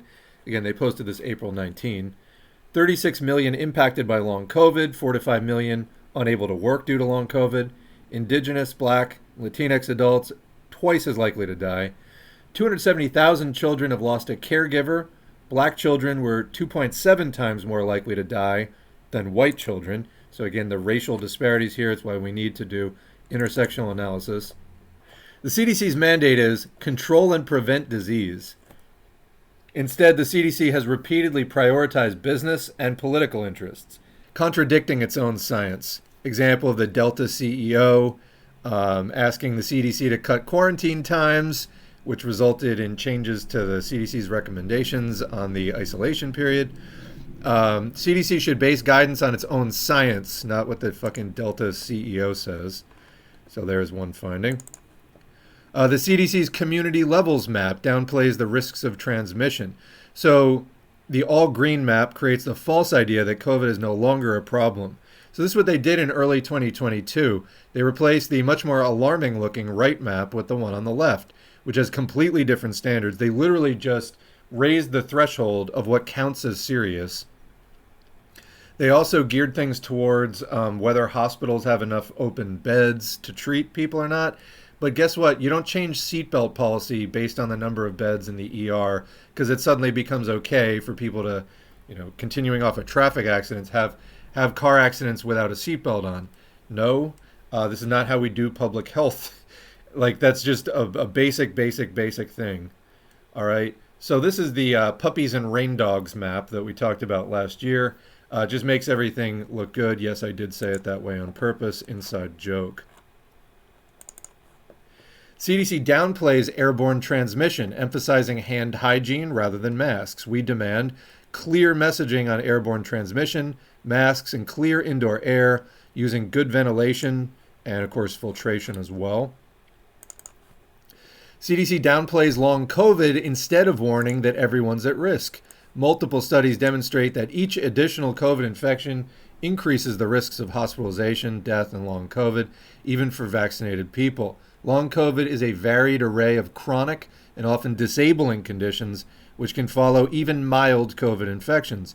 Vaccination reduces but doesn't eliminate risks. We are all vulnerable to long COVID. We demand that the CDC inform the public about long COVID and advocate for treatment and prevention. Absolutely, because even if you're fully vaccinated, your odds of long COVID are still like 1 in 6. So it does not reduce your odds to 0. It reduces them, but not to 0. The CDC ended the universal masking in healthcare, the great unmasking. This was awful, shameful. Unmasking workers and patients in healthcare puts us all at risk. They did this last fall, especially more vulnerable people seeking safe medical care. Masks in healthcare should be our new infection control standard. Hey, you want to work in healthcare? Great, here's your mask. CDC says you do you when public health needs a community response. Yeah, community, not individual response. If you have a weakened immune system or live with someone who does, create a COVID-19 action plan. People can minimize risk of exposure by avoiding indoor crowded areas or social distancing. I mean, you have to mask as well. The CDC tells high-risk and immunocompromised people to avoid... Yeah, so that was what I just read. That was the CDC's thing. No mention of masks. CDC tells high-risk and immunocompromised people to avoid crowded indoor spaces and socially distance. Guess what? Socially distancing with an airborne disease that spreads via aerosol particles, not going to cut it. A majority of people still support community actions, but the CDC tells people to protect themselves. So the CDC is actually undermining that community spirit in this case.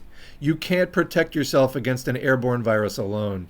If you're the only one wearing a mask, your mask has to work that much harder because everyone else is just putting their air their breath out unfiltered into the air. People's CDC demands clear messaging on masks, airborne transmission, and clean indoor air. Inform the public about severity and seriousness of long COVID. Value vulnerable people and our elders' lives. Make masks and healthcare the new standard. A comprehensive prevention plan that makes public space accessible to all. Robust data collection and communication, prevention-based policy and guidance. And encourage people to protect each other and partner with communities to counter misinformation and share health guidance. Because right now, you're getting most of your updates from a guy on YouTube. Like, really, the CDC knows everything I know and more, and they're just failing to make evidence-based recommendations.